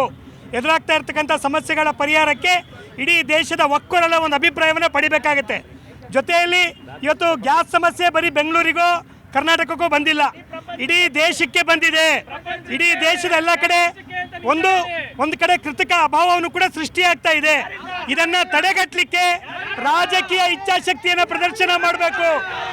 ಕೇಂದ್ರ ಸರ್ಕಾರ ಕೂಡಲೇ ಸರ್ವಪಕ್ಷಗಳ ಸಭೆ ಕರೆದು ಶಾಂತಿಯನ್ನು ಕಾಪಾಡಲಿಕ್ಕೆ ಬೇಕಾಗಿರ್ತಕ್ಕಂಥ ಸೂತ್ರವನ್ನು ಕಂಡಿಡ್ತಕ್ಕಂಥ ಒಂದು ರಾಜತಾಂತ್ರಿಕ ಮಾರ್ಗಕ್ಕೆ ಮುಂದಾಗಬೇಕಾಗಿದೆ. ಮೌನ ವಹಿಸ್ತಕ್ಕಂಥದ್ದು ಹೊಣೆಗಡಿ ನೀತಿ ಅಂತ ಹೇಳಿ ಬಹಳ ಸ್ಪಷ್ಟವಾಗಿ ಹೇಳ್ತಿದ್ದೀವಿ. ಅದ್ರ ಜೊತೆಯಲ್ಲಿ ಅಲ್ಲಿ ಯುದ್ಧ ಆಗ್ತಾ ಇದೆ. ಆ ಯುದ್ಧಕ್ಕಿಂತ ಹೆಚ್ಚು ನರಕ ಯಾತನೆ ಈ ದೇಶದ ರೈತರು, ಕಾರ್ಮಿಕರು ಅನುಭವಿಸ್ತಾ ಇದ್ದಾರೆ. ಇವತ್ತು ಬೆಂಗಳೂರು ಮಾತ್ರ ಅಲ್ಲ, ಹಳ್ಳಿಗಳಲ್ಲಿ ಪಾನಿಪುರಿ ಮಾಡ್ತಕ್ಕಂಥ ಜನ, ಬೇರೆ ಬೇರೆ ಸಣ್ಣ ಪುಟ್ಟ ಹೋಟ್ಲ್ ಇಟ್ಕೊಂಡಿರ್ತಕ್ಕಂಥ ಜನ ಗ್ಯಾಸ್ ಇಲ್ಲದೆ ಮತ್ತೆ ಇವತ್ತು ತನ್ನ ತುತ್ತು ಚೀಲಕ್ಕಾಗಿ ಇವತ್ತು ಹೆಣಗಾಡ್ತಾ ಇರ್ತಕ್ಕಂಥ ಸ್ಥಿತಿ ಇದೆ. ಇಂಥ ದಾರುಣವಾದ ಸ್ಥಿತಿ ಉಲ್ಬಣ ಆಗ್ತಾ ಇರ್ತಕ್ಕಂಥ ಈ ಸಂದರ್ಭದಲ್ಲಿ ಒಂದು ರಾಜಕೀಯ ಬದ್ಧತೆ, ಇಚ್ಛಾಶಕ್ತಿ ಪ್ರದರ್ಶನ ಮಾಡದೆ ನಮ್ಮ ಕೇಂದ್ರ ಮತ್ತು ರಾಜ್ಯ ಸರ್ಕಾರಗಳು ಸೇರಿ ಮಾಡಬೇಕಾಗತ್ತೆ. ಇವತ್ತು ಒಂದು ಸರ್ವಪಕ್ಷ ಸಭೆಯನ್ನು ಕರಿಬೇಕು, ದೇಶದ ಎಲ್ಲ ಪ್ರಮುಖ ಪಕ್ಷಗಳನ್ನು ಕರೆದು ಇವತ್ತಿನ ಸ್ಥಿತಿಗತಿ ಬಗ್ಗೆ ಚರ್ಚೆ ಮಾಡಿ ಮುಂದೇನು ಮಾಡಬೇಕಂತೇಳಿ ಚರ್ಚೆಯನ್ನು ಮಾಡಬೇಕಂತೇಳಿ ಅಮ್ಜದ್ರವರು ಹೇಳಿದರು. ಸರ್ ಖಂಡಿತವಾಗ್ಲೂ ಈ ಮಾತನ್ನ ಎಲ್ಲರೂ ಒಪ್ಪಬೇಕಾಗುತ್ತೆ. ಯಾಕಂದರೆ ಈಗ ನಾವು ಭಾರತ ವಿಶ್ವಗುರು ಅಂತ ಹೇಳಿದ್ಮೇಲೆ ನಾವು ಅವಲಂಬನೆಯನ್ನು ಸೊನ್ನೆ ಮಾಡ್ಕೊಬೇಕು. ಸ್ವಾವಲಂಬಿಗಳಾಗಿ ನಾವು ಈಗ ಈ ಥರದ್ದು ಸಮಸ್ಯೆಗಳು ಬರ್ತಾನೆ ಇರ್ತದೆ. ಇವತ್ತು ಗ್ಯಾಸ್ ಸಮಸ್ಯೆ, ನಾಳೆ ಪೆಟ್ರೋಲ್ ಸಮಸ್ಯೆ, ನಾಡ್ದು ಡೀಸೆಲ್ ಸಮಸ್ಯೆ, ಈ ಥರ ಸಮಸ್ಯೆಗಳು ಬರ್ತಾ ಇರೋವಾಗ ನಾವು ಕೈ ಚೆಲ್ಬಿಟ್ಟು ಕುತ್ಕೊಳ್ಳೋದ ಅಥವಾ ಯಾರ ಕಡೆನೋ ಕೈ ತೋರಿಸ್ತಾ ನಮ್ಮ ಕೈಲಿ ಆಗ್ತಾ ಇಲ್ಲ, ಏನು ಮಾಡಬೇಕು ಅಂತ ಕೇಳಿದ್ರೆ ಅಧಿಕಾರದಲ್ಲಿ ಕೂತಿರೋರು ನೀವು ಸಮಸ್ಯೆನ ಬಗೆಹರಿಸ್ಬೇಕು ಸ್ವಾಮಿ. ಪ್ಲ್ಯಾನ್ ಎ ಅಂತ ಏನು ಇಟ್ಕೊಂಡಿರ್ತೀರಿ, ಗ್ಯಾಸ್ ಸಪ್ಲೈ, ಪ್ಲ್ಯಾನ್ ಬಿ ಇಟ್ಕೊಂಡಿರ್ಬೇಕು. ನೀವು ಇಂಥದನ್ನೆಲ್ಲ ನೀವು ಎಕ್ಸ್ಪೆಕ್ಟ್ ಮಾಡಬೇಕಾಗುತ್ತೆ. ಯಾಕೆ ಅಂತಂದರೆ ಭಾರತ ಅಂತ ದೊಡ್ಡ ಹೇಳ್ತಾರೆ ಕೃತಕಾಭಾವ ಸೃಷ್ಟಿಯಾಗಿದೆ, ಅದು ಕಾಂಗ್ರೆಸ್ನವ್ರ ಅಂತ ಸಾಧ್ಯತೆ ಇದೆಯಾ? ಸರ್ ನಾನೇನು ಹೇಳ್ತಾ ಇದ್ದೀನಿ, ಇವಾಗ ಕಾಂಗ್ರೆಸ್ಸಿಂದ ಸೃಷ್ಟಿ ಆಯಿತು, BJPಯಿಂದ ಸೃಷ್ಟಿ ಆಯಿತು. ಇವತ್ತು ನಾವು ಇಲ್ಲೇ ಒಂದು ಸಣ್ಣ ಹೋಟ್ಲಿದೆ, ನಾವಿಲ್ಲೆಲ್ಲ ಚರ್ಚೆ ಆದಮೇಲೆ ಟೀ ಕುಡಿಬೇಕು ನೋಡ್ರಿ, ಅಲ್ಲಿ ಕ್ಲೋಸ್ ಮಾಡಿದ್ದಾರೆ. ಯಾಕೆ ಅಂತಂದರೆ ಗ್ಯಾಸ್ ಇಲ್ಲ. ಇದು ವಾಸ್ತವ. ಕೃತಕ ಅಭಾವ ಆಗಬೇಕು ಅಂತಂದರೆ ವರ್ಷಕ್ಕೊಂದ್ಸರಿ ಆಗಬೇಕು ಅಥವಾ ಎಲೆಕ್ಷನ್ಗಳು ಬಂದಾಗ ಆಗಬೇಕು. ಅವಾಗೆಲ್ಲ ಯಾಕೆ ಆಗ್ತಿಲ್ಲ ಕೃತಕ ಅಭಾವ? ನಾವು ಹೇಳ್ತಾ ಇರೋದು ಕೃತಕ ಅಭಾವ ಆಯಿತು, ಮತ್ತೊಂದಾಯ್ತು, ಸ್ವಾವಲಂಬಿಗಳಾಗಬೇಕು ನಾವು. ಸರ್ ಇವತ್ತು ನಾವು ನಮ್ಮದು 3000 ವರ್ಷ ಇತಿಹಾಸ ಇದೆ, 5000 ವರ್ಷ ಇತಿಹಾಸ ಇದೆ ಅಂತ ಹೇಳಿದ್ಮೇಲೆ ಬರೀ ಮಧ್ಯಪ್ರಾಚ್ಯ ದೇಶಗಳು ಈಗೇನು 200 ವರ್ಷ 300 ವರ್ಷದಿಂದ ಅವರು ಅಸ್ತಿತ್ವಕ್ಕೆ ಬಂದಿರೋದು. ನಮ್ಮ ದೇಶದಲ್ಲಿ ಏನೇ ಒಂದಿತ್ತು ಅಂತಂದ್ರೂ ಸ್ವಾವಲಂಬಿಗ ಇರಬೇಕು ಅಂತಂದರೆ ಇಂಥವಕ್ಕೆಲ್ಲ ನಾವು ಕಡಿವಾಣ ಹಾಕಲೇಬೇಕು. ಪ್ರಜೆಗಳಿಗೆ ಯಾವುದೇ ರೀತಿ ತೊಂದರೆ ಆಗದೇ ಇರೋಂಗೆ ನೋಡ್ಕೊಬೇಕು ಸರ್. ಇಷ್ಟೇ ನನ್ನ ವಾದ. ಬೆಂಗಳೂರಿನಲ್ಲಿ ಸುಮಾರು 5000 ಹೋಟೆಲ್ಗಳಿಗೆ ಪ್ರತಿದಿನ ಕೇವಲ 500 ಗ್ಯಾಸ್ ಸಿಲಿಂಡರ್ಗಳನ್ನ ಕೊಡ್ತಾ ಇದೆ. ಅಲ್ಲಿಗೆ 20% ಅಲ್ಲ, ಪರ್ ಡೇ 4000 ಅಂದರೆ 1 kg ಅಥವಾ 1.5 kg ಇಡೀ ದಿನಕ್ಕೆ ಕೊಡ್ತಿರ್ತಕ್ಕಂಥದ್ದು. ಸುಮಾರು 15,000 ಜನರು PGಯಲ್ಲಿ 15,000 PGಯಲ್ಲಿ ಇರ್ತಕ್ಕಂಥವ್ರು ಕೂಡ ತೊಂದರೆ ಆಗ್ತಿರ್ತಕ್ಕಂಥದ್ದು. ಮತ್ತು ಇಲ್ಲಿ ಅನೇಕ ಕಾರ್ಮಿಕರಿಗೆ ಪೀಣ್ಯ ಇಂಡಸ್ಟ್ರಿಯಲ್ ಏರಿಯಾದಲ್ಲಿ ಕೂಡ ಗ್ಯಾಸ್ ಪ್ರಾಬ್ಲಮ್ ಆಗಿ ಕೈಗಾರಿಕೆಗಳು ಬಂದಾಗಿರ್ತಕ್ಕಂಥದ್ದು. ಇದು ಒಂದೇ ಅಲ್ಲ, ಕಾರ್ಮಿಕರು ಬೀದಿಗೆ ಬೀಳೋದು ಒಂದೇ ಅಲ್ಲ, ಆರ್ಥಿಕ ವ್ಯವಸ್ಥೆಗೆ ಅತಿ ದೊಡ್ಡ ಪೆಟ್ಟಾಗ್ತಕ್ಕಂಥದ್ದು. ಹಾಗಾಗಿ ಮುಂಜಾಗ್ರತಾ ಕ್ರಮವನ್ನು ಕೈಗೊಳ್ಳಬೇಕು. ದೇಶ ಇಂಥ ತುರ್ತು ಸಂದರ್ಭದಲ್ಲಿ ಬೇರೆ ಬೇರೆ ವಿದೇಶಾಂಗ ನೀತಿಯಲ್ಲಿ ಒಂದಷ್ಟು ಬದಲಾವಣೆಗಳನ್ನ ಮಾಡ್ಕೋಬೇಕು. ಈಗ ನಮಗೆ ಇಷ್ಟು ದಿವಸ ರಷ್ಯಾ ಆಯಿಲನ್ನು ಕೊಡ್ತಾಯಿತ್ತು, ದಿಢೀರ್ನ ನಾವು ಅಮೇರಿಕದ ಕಾರಣಕ್ಕಾಗಿ ರಷ್ಯಾದ ಆಯಿಲನ್ನು ಪರ್ಚೇಸ್ ಮಾಡೋದು ನಿಲ್ಲಿಸಿದ್ವಿ. ಈಗ ಅವರೇನು ರೇಟೇನು ಕಡಿಮೆ ಮಾಡಲಿಲ್ಲ, ಮೊದಲು ಕಡಿಮೆ ರೇಟಿಗೆ ಕೊಡ್ತಿದ್ವಿ, ಈಗ ಮತ್ತೆ ರೇಟನ್ನು ಜಾಸ್ತಿ ಮಾಡಿರ್ತಕ್ಕಂಥದ್ದು. ಇಂಥ ಸ್ಥಿತಿಯಲ್ಲಿ ಒಂದಷ್ಟು ಫಾರಿನ್ ಪಾಲಿಸಿಯನ್ನು ನಾವು ಮಾಡುವಾಗ ಕೂಡ ಎಚ್ಚರಿಕೆಯಿಂದ ಇರಬೇಕು. ದೇಶದ ಆಡಳಿತ ಬೇರೆ, ಇಡೀ ವಿಶ್ವದ ಜೊತೆ ನಾವು ಸಂಬಂಧಗಳು ಮತ್ತು ವ್ಯಾಪಾರ ವಹಿವಾಟಿನ ಸಂಬಂಧಗಳು ಅದು ಬೇರೆ ರೀತಿ ಇರ್ತಕ್ಕಂಥದ್ದು. ಇವತ್ತು ಏನಾಗಿದೆ ಅಂದರೆ, ಇವತ್ತು ನಮ್ಮ ಬೆಂಗಳೂರು ನಗರ ತಗೊಳ್ಳಿ, ಇವತ್ತು ಕಾಸ್ಮೋಪಾಲಿಟನ್ ಸಿಟಿ ನಮ್ಮದು. ಇವತ್ತು ಎಷ್ಟೋ ಜನ ಬೇರೆ ಒಂದು ರಾಜ್ಯಗಳಿಂದ ಇಲ್ಲಿ ಕೆಲಸಕ್ಕೆ ಬಂದಿದ್ದಾರೆ. ಇವತ್ತು ಅವ್ರುಗಳೆಲ್ಲ ಒಂದು ಊಟಕ್ಕೆ ಒಂದು ಹೋಟ್ಲೇ ಅವ್ರಿಗೆ ಗತಿ. ಯಾಕಂದರೆ ಬೇರೆ ಎಲ್ಲೂ ಅವ್ರಿಗೆ ನೀವು ಮನೆ ಊಟದಾರ? ನಾವು ಮನೆ ಊಟನೂ ಮಾಡ್ತೀರಿ, ಹೋಟ್ಲ್ ಊಟನೂ ಮಾಡ್ತೀರಿ. ಆದರೆ ಇವತ್ತು ಹೋಟ್ಲಲ್ಲಿ ಪಟ್ನ ಕಟ್ಸ್ಕೊಳ್ಳೋಣ ಅಂದರೆ ಇವತ್ತು ನಮಗೆ ಹೋಟ್ಲಲ್ಲಿ ಸಿಗ್ತಾಯಿಲ್ಲ. ಇವತ್ತು ಹೋಟ್ಲುಗಳೆಲ್ಲ ಕ್ಲೋಸ್ ಆಗಿದೆ. ನಾವು ಕೇಂದ್ರ ಸರ್ಕಾರದವ್ರಿಗೆ ನಾವೇನು ಮನವಿ ಮಾಡ್ತೀರಿ ಅಂದರೆ, ದಯವಿಟ್ಟು ನೀವೊಂದು ಒಂದು ರೋಡ್ ಮ್ಯಾಪ್ ಇಟ್ಕೊಳ್ಳಿ. ಈ ಥರ ಯಾವುದೇ ಕಾಲದಲ್ಲಿ ಯಾವಾಗಾರ ಯುದ್ಧ ಆಗಬೇಕಂದ್ರೆ ನಾವು ಮೊದಲೇ ಒಂದು ಪ್ರೀ ಪ್ಲ್ಯಾಂಡ್ ಆಗಿ ಏನು ಬೇಕೋ ಎಲ್ಲ ಮಾಡ್ಕೊಳ್ಬೇಕು. ಎಸ್ ಸರ್, ತಾವು ಒಬ್ಬರು ನಾಗರಿಕರಾಗಿ ಬಂದಿದ್ದೀರಾ. ಈ ಬಿಕ್ಕಟ್ಟಿಗೆ ಯಾರು ಕಾರಣ ಅನ್ಸುತ್ತೆ? ಕಾರಣ ಎಲ್ಲರಿಗೂ ಗೊತ್ತಿದೆ ಯಾರಿದೆ ಕಾರಣ ಅಂತ. ಸರ್, ಈಗ ಎಷ್ಟು ಪೀನಲ್ಲಿ ಎಷ್ಟು ಕಂಪನಿಗೆ ಬಂದಾಗಿದೆ ಗೊತ್ತಾ ತಮಗೆ? 14,000 ಚಿಲ್ಲರೆ ಕಂಪನಿ ಬಂದಾಗಿದೆ ಸ್ಟೀಲ್ದು. ಅದು ಜೊತೆನಲ್ಲಿ ಈಗ ಮೊನ್ನೆ ಬಾಯಿ ರುಚಿ ಹೋಯ್ತು, ಹೋಟ್ಲದ್ದು ಬಾಯಿ ರುಚಿ ಹೋಯ್ತು, ಪಕೋಡ ಮಾಡೋದು ಬಿಟ್ಟಾಯಿತು. ಈಗ ಮಾಡಿರೋದು ಸೃಷ್ಟಿಯೇ ನಮ್ಮ ದೇಶ ನಾವು ನೋಡಬೇಕು ಸರ್, ಬೇರೆ ಸಪೋರ್ಟ್ಗೆ ಹೋಗಬಾರ್ದು. ನೋಡಿ, ಇರಾನ್ದು ಆಗಲಿ ಫಲಸ್ತೀನ್ದ ಆಗಲಿ ನಮ್ಮ ವಾಜಪೇಯಿಯಿಂದ ಮಹಾತ್ಮ ಗಾಂಧಿ ತನಕ ನಾವು ಸಪೋರ್ಟ್ ಮಾಡಿದ್ದೀವಿ. ಈಗ ಏಕಾಏಕಿ ಹೋಗಿ ನೀವು ಇಸ್ರೇಲ್ಗೆ ಸಪೋರ್ಟ್ ಮಾಡಿ ಅಮ್ರಿಕಾಗೆ ಸಪೋರ್ಟ್ ಮಾಡಿದ್ರೆ ಈಗ ಸೃಷ್ಟಿ ಏನಾಗುತ್ತೆ? ಇರಾನ್ ನಮ್ಮ ಪರವ ಇರ್ತಾರೆ, ಈಗ ನಮ್ಮ ಪರ ಇದೇ ಇರುತ್ತೆ. ನಮಗೆ ಏನು ಕಡಿಮೆ ಇಲ್ಲ ಸರ್. ಈಗ ಉದ್ಯೋಗ ನಾವು ಕಳ್ಕೊಂಡು ಬಿಟ್ಟಿದ್ದೇವೆ. ಇದು ಯಾರು ಹೊಣೆಗಾರ? ಇದು ಕೇಂದ್ರ ಸರ್ಕಾರ ಹೊಣೆಗಾರ ಸರ್. ರಾಜ್ಯ ಸರ್ಕಾರ ಇದನ್ನ ಮ್ಯಾನೇಜ್ ಮಾಡೋಕ್ಕಾಗ್ತಿಲ್ಲ. ಕೃತಕ ಅಭಾವ ಸೃಷ್ಟಿ ಆಗ್ತಿದೆ. ಯಾರು ಹೊಣೆ? ರಾಜ್ಯ ಸರ್ಕಾರ ಕಾರಣ ಅಲ್ವಾ ಸರ್? ಇದು ಗ್ಯಾಸ್ ಎಲ್ಲ ಬರೋದು ಸೆಂಟ್ರಲ್ ಗೌರ್ಮೆಂಟ್ ಅಂಡರ್ ಬರೋದು, BJP ಅವ್ರಿಗೆ ಗೊತ್ತು. ನಾನು ಕೇಳ್ತಿರೋದು, ಕಾಳಸಂತೆಯಲ್ಲಿ ವ್ಯಾಪಾರ ಆಗ್ತಿದೆ, ಕೃತಕ ಅಭಾವ ಸೃಷ್ಟಿ ಆಗ್ತಿದೆ. ಯಾರ್ದು ಮೊನ್ನೆ ರಾಜಕಾರಣಿಗಳ ಕಾರ್ಯಕ್ರಮದಲ್ಲಿ ಗ್ಯಾಸ್ ಸಮಸ್ಯೆ ಆಗಲೇ ಇಲ್ಲ, ಆಯಿತಾ? ಅದು ರಾಜಕಾರಣಿ, ನಾಟ್ ಓನ್ಲಿ ಕಾಂಗ್ರೆಸ್, ಅದು BJP, JDS ಎಲ್ಲ ಉದ್ಯಮಿಗಳು, ಅವರಿಗೆಲ್ಲ ಗ್ಯಾಸ್ ಸಿಗುತ್ತೆ ಕಾಳಸಂತೆ. ಇದನ್ನು ತಡೆಯಿರ್ತಕ್ಕಂಥವ್ರು ಆಹಾರ ಮತ್ತು ನಾಗರಿಕ ಇಲಾಖೆ, ಪೂರೈಕೆ ಇಲಾಖೆ, ಪೊಲೀಸ್ ವ್ಯವಸ್ಥೆ, ಇವರೆಲ್ಲ ಏನು ಮಾಡ್ತಿದ್ದಾರೆ? ಇದ್ಮೇಲೆ ಆಲ್ರೆಡಿ ಕ್ರಮ ತೊಗೊಂಡಿದ್ದಾರೆ ಸರ್. ನಮ್ಮ ಗೌರ್ಮೆಂಟ್ ಕ್ರಮ ತೊಗೊಂಡು ಕೇಸ್ಗಳು ಹಾಕಿ ಅವ್ರ ಮೇಲೆ ಫೈನ್ ಹಾಕಿ ಜೈಲಿಗೆ ಹಾಕಿದ್ದಾರೆ. ಇದು BJP ಅವ್ರಿಗೆ ಗೊತ್ತಿರಬೇಕಾಗಿದೆ. ಇವತ್ತು ಇದು ನೇರ ಹೊಣೆ BJP ಅವರು ಆಗ್ತಾ ಇರೋದು. ಇದು ಆಗ್ತಾಯಿದೆ ಅಂತ ತಿಳ್ಕೊಂಡಿದ್ಮೇಲೆ ಅವರು ಪ್ರಿಕಾಷನಲ್ಲಿ ಇದು ತೊಗೊಬೇಕು. ಇವತ್ತು ಮೆಡಿಸಿನ್ ಫೀಲ್ಡಲ್ಲಿ ಎಷ್ಟು ಆಗ್ತಾಯಿದೆ ಅಂತ, ಶಾರ್ಟೇಜ್ ಆಫ್ ಮೆಡಿಸಿನ್ಸು, ಜನ ಬೀದಲ್ಲಿದ್ದಾರೆ. ಇವತ್ತು ಮೆಡಿಸಿನ್ ಸಿಗ್ತಾಯಿಲ್ಲ, ಸಪ್ಲೈ ಆಗ್ತಾಯಿಲ್ಲ, ಏನಿಲ್ಲ. ಇವತ್ತು ಇದಕ್ಕೆ ನೇರ ಹೊಣೆ BJP ಅವ್ರು ಹೇಳ್ತಾ ಇದ್ರು 2014 ಗಟ್ಟರಲ್ಲಿ ಪೈಪ್ ಬಿಟ್ಟು ಏನೋ ಗ್ಯಾಸ್ ತೆಗಿತೀನಿ ಅಂತ ಹೇಳ್ಬಿಟ್ಟು. ಇವತ್ತು ನಿಮ್ಮ ಬಂಡವಾಳ ಗೊತ್ತಾಗ್ತಾ ಇದೆ ಜನಕ್ಕೆ. ಇದು ವಿಶ್ವಗುರು ಇಲ್ಲ, ಇವರು ಸುಳ್ಳಿನ ಗುರು. ಇವರು ನಮ್ಮ ದೇಶಕ್ಕೆ ಸುಳ್ಳು ಹೇಳ್ಕೊಂಡೆ ಇವತ್ತವರು ಕಾಲ ತಳ್ಕೊಂಡು ಬರ್ತಾ ಇದ್ದೀರಾ. ಇವತ್ತಾದ್ರು ಎಚ್ಚರಿಕೆ ತಗೊಂಡು ಮುಂದಿನ ದಿನಕ್ಕೆ ಇದೇ ತೊಂದರೆ ಆಗ್ಬಾರ್ದು ಅಂತ ಹೇಳ್ಬಿಟ್ಟು ನಾನು ಹೇಳ್ಬೇಕು, ನನ್ನ ಕರೆದೇ ಹೇಳ್ಬೇಕಾಗುತ್ತೆ. ಎಸ್ ಮೇಡಮ್, ತಾವು ಅಡುಗೆ ಮಾಡ್ತಿದ್ದೀರಾ? ಸರ್, ನಾವು ಅಡುಗೆ ಮಾಡ್ತಾ ಇದ್ದೀವಿ. ಆದರೆ ಇವಾಗ ಒಲೆ, ಆ ಕಾಲದಲ್ಲಿ ಒಲೆ ಇತ್ತಲ್ವಾ, ಆ ಸಿಸ್ಟಮ್ ತೊಗೊಂಡ್ಬರ್ಬೇಕಾಗುತ್ತೆ. ಇವಾಗ ಎಲ್ಲ ಕಡೆನೂ ಕೂಡ ಹೆಣ್ಮಕ್ಳು ನಮಗೆ ಕೇಳ್ತಾ ಇದ್ದಾರೆ, ನಾವು ಇದು ಒಲೆ ಇಟ್ಕೊಂಡಿದ್ವಲ್ಲ, ಇದು ಮಣ್ಣಿನ ಒಲೆ, ಅದು ತೊಗೊಂಬಂದು ಮನೇಲಿ ಇಟ್ಕೊಂಡಿದ್ದೀವಿ ಅಂತ ಹೇಳ್ತಾ ಇದ್ದಾರೆ. ಪೇಪರ್ಗಳು ಹಾಕಿ ಎಷ್ಟೋ ಜನ ಎಲೆಕ್ಟ್ರಿಷಿಯನ್ಸು ಇಂಡಕ್ಷನ್ ಸ್ಟವ್ ಯೂಸ್ ಮಾಡಿ ಅಂತ ಇದ್ದಾರಲ್ಲ, ಎಲೆಕ್ಟ್ರಿಕ್ ಬಿಲ್ ಜಾಸ್ತಿ ಆಗಿದೆ. 200 ಯೂನಿಟ್ಸ್ ನಾವು ಕರೆಂಟ್ ಫ್ರೀ ಕೊಟ್ಟಿದ್ದೀವಿ. ಆದರೆ ನಿಮ್ಮಿಂದ ಇಂಡಕ್ಷನ್ ಸ್ಟವ್ ಜಾಸ್ತಿ ಆಗಿ ಬರ್ನ್ ಆಗ್ತಾ ಇದೆ ಸರ್. ಇದು ಎಲೆಕ್ಟ್ರಿಕ್ ಬಿಲ್ಲಿಂದ ಅವ್ರು ಎಲ್ಲಿಂದ ಕಟ್ತಾರೆ ಸರ್? ಗ್ಯಾಸ್ ಬಿಲ್ ಕಟ್ತಾರಾ ಇಲ್ಲ ಎಲೆಕ್ಟ್ರಿಕ್ ಬಿಲ್ ಕಟ್ತಾರಾ? ಹರ್ದೀಪ್ ಸಿಂಗ್ ಅವ್ರು ಹೇಳಿದ್ದಾರೆ ಗ್ಯಾಸ್ ಸ್ಟಾಕ್ ಇಲ್ಲ ಅಂತ. ಮತ್ತೆ 21 ದಿವಸದಿಂದ ಕೇಂದ್ರ ಸಚಿವಾಲಯದ ಸಚಿವರು ಅವರು LPG ಗ್ಯಾಸು ಸ್ಟಾಕ್ ಇಲ್ಲ ಅಂತ ಹೇಳ್ತಾರೆ. ನಿಮ್ಮ ಸಚಿವರು ಹೇಳಿದ್ರು ಯುದ್ಧ ನಡೀತಿದೆ, ಅಡ್ಜಸ್ಟ್ ಮಾಡ್ಕೋಬೇಕಂತ ಮುನಿಯಪ್ಪರು ಹೇಳಿದ್ರು. ನೀವು ಯಾಕೆ ಅಡ್ಜಸ್ಟ್ ಮಾಡ್ಕೊಳ್ಳೋ ರೀತಿ ಇಲ್ಲ? ನಿಮ್ಮ ಮಿನಿಸ್ಟರ್ ಹೇಳ್ತಿದ್ದಾರೆ ಸರ್ ಅಡ್ಜಸ್ಟ್ ಮಾಡ್ಕೊಳಕ್ಕೆ ಇದೇನು ಸರ್? ನಾನು ಒಂದು ನಿಮಿಷ ನಾಗರಿಕರಾಗಿ ನಾನು ಕೇಳ್ತಾ ಇದ್ದೀನಿ, BJP ಆಗಲಿ ಕಾಂಗ್ರೆಸ್ ಆಗಲಿ ಎಲ್ಲರೂ ಊಟ ಮಾಡಬೇಕಲ್ವಾ? ಬರೀ ಅವರೊಬ್ಬರೇ ಅಲ್ಲ, ಇಡೀ ದೇಶ ನಾವು ತಿಂತಾ ಇದೆ ಸರ್. ಬರೀ ಮೋದಿಯವರು ಕೊಡ್ತಾ ಇರೋದಕ್ಕಲ್ಲ, ಇಡೀ ದೇಶದ ಹೆಣ್ಮಕ್ಳು. ಎಸ್ ಸರ್, ಒಟ್ಟಾರೆ ನಾನು ಹೇಳ್ತಿದ್ದೀನಿ, ರಾಜಕೀಯ ಬಿಟ್ಟು ನಮ್ಮ ಪಾಲಿಸಿಗಳು ಎಷ್ಟು ಹೊಡೆತ ಕೊಡ್ತವೆ ಇಂಥ ಸಂದರ್ಭದಲ್ಲಿ ಅನ್ನೋದಕ್ಕೆ ಇವೆಲ್ಲ ಎಕ್ಸಾಂಪಲ್ ಅಲ್ವಾ ಸರ್? ಇದು ಯುದ್ಧದ ಸಮಯದಲ್ಲಿ ನಾವೊಂದು ರಾಷ್ಟ್ರದ ಜನರಾಗಿ, ಪ್ರಧಾನಮಂತ್ರಿಗಳಾಗಿ, ಕೇಂದ್ರ ಸರ್ಕಾರವಾಗಿ ರಾಷ್ಟ್ರದ ನಮ್ಮ ಒಂದು ಏನಂತಾರೆ ಜನರದು ಒಂದು ಇದಿರುತ್ತೆ, ಕೆಲಸ ಇರುತ್ತೆ. ನಾವು ಈ ಒಂದು ಇದು ಸಿಚುವೇಶನ್ಸ್ನ ಮೇಂಟೈನ್ ಮಾಡಬೇಕಾಗುತ್ತೆ. ಯಾಕೆ ಅಂತಂದರೆ ಈ ಕಾಳಸಂತೆಕೋರು, ಇವಾಗ ಮುನಿಯಪ್ಪನವರು ವಿಧಾನಸಭೆಯಲ್ಲೇ ಹೇಳಿದಂಥದ್ದು ಹೌದು, ಇದು ಕಾಳಸಂತೆಕೋರರಿಂದ ಇದರಿಂದ ಇದು ತಡೆಗಟ್ಟಬೇಕಾಗತ್ತೆ ಅಂತ. ಅವರ ಮಾತನ್ನೇ ಕಾಂಗ್ರೆಸ್ನವ್ರು ಕೇಳದೇ ಇರೋರು ಇವ್ರು ಇನ್ಯಾರು ಮಾತನ್ನು ಕೇಳ್ತಾರೆ ಸರ್? ಆಮೇಲೆ ತಾವು ಹೇಳಿದಂಥದ್ದು LPG ಬಗ್ಗೆ ಸರ್. LPG ಬಗ್ಗೆ ಒಂದು ಇಂಪಾರ್ಟೆಂಟ್ ಅಂದರೆ ಒಂದು ನಿಮಿಷ ಸರ್, ನಾವು ಆಯಿಲ್ನ 4 ಲಕ್ಷ ಲೀಟರ್ ಸ್ಟೋರ್ ಮಾಡ್ಬೋದು. ಅದನ್ನು ಹರ್ದೀಪ್ ಸಿಂಗ್ ಪುರಿ ಅವರು ಹೇಳಿದಂಥದ್ದು. ಅದು 75 ರಿಂದ 85 ದಿನ ರಿಸರ್ವ್ಸ್ ಅಂತ. ಆದರೆ LPG ಸ್ಟೋರ್ ಮಾಡಬೇಕಂದ್ರೆ ಅದು ಇಂಪೋರ್ಟ್ಗಿಂತ ಅದು ಏನು ನಾವು ಸ್ಟೋರೇಜ್ ತೊಗೊತೀವೋ ಆ ಸ್ಟೋರೇಜ್ಗೆ ಪ್ರೈಸಸ್ ಜಾಸ್ತಿ ಆಗುತ್ತೆ. ಅದಕ್ಕೆ LPGನ ಅಷ್ಟು ಅಮೌಂಟಿಗೆ ಸ್ಟೋರ್ ಆಗಿಲ್ಲ.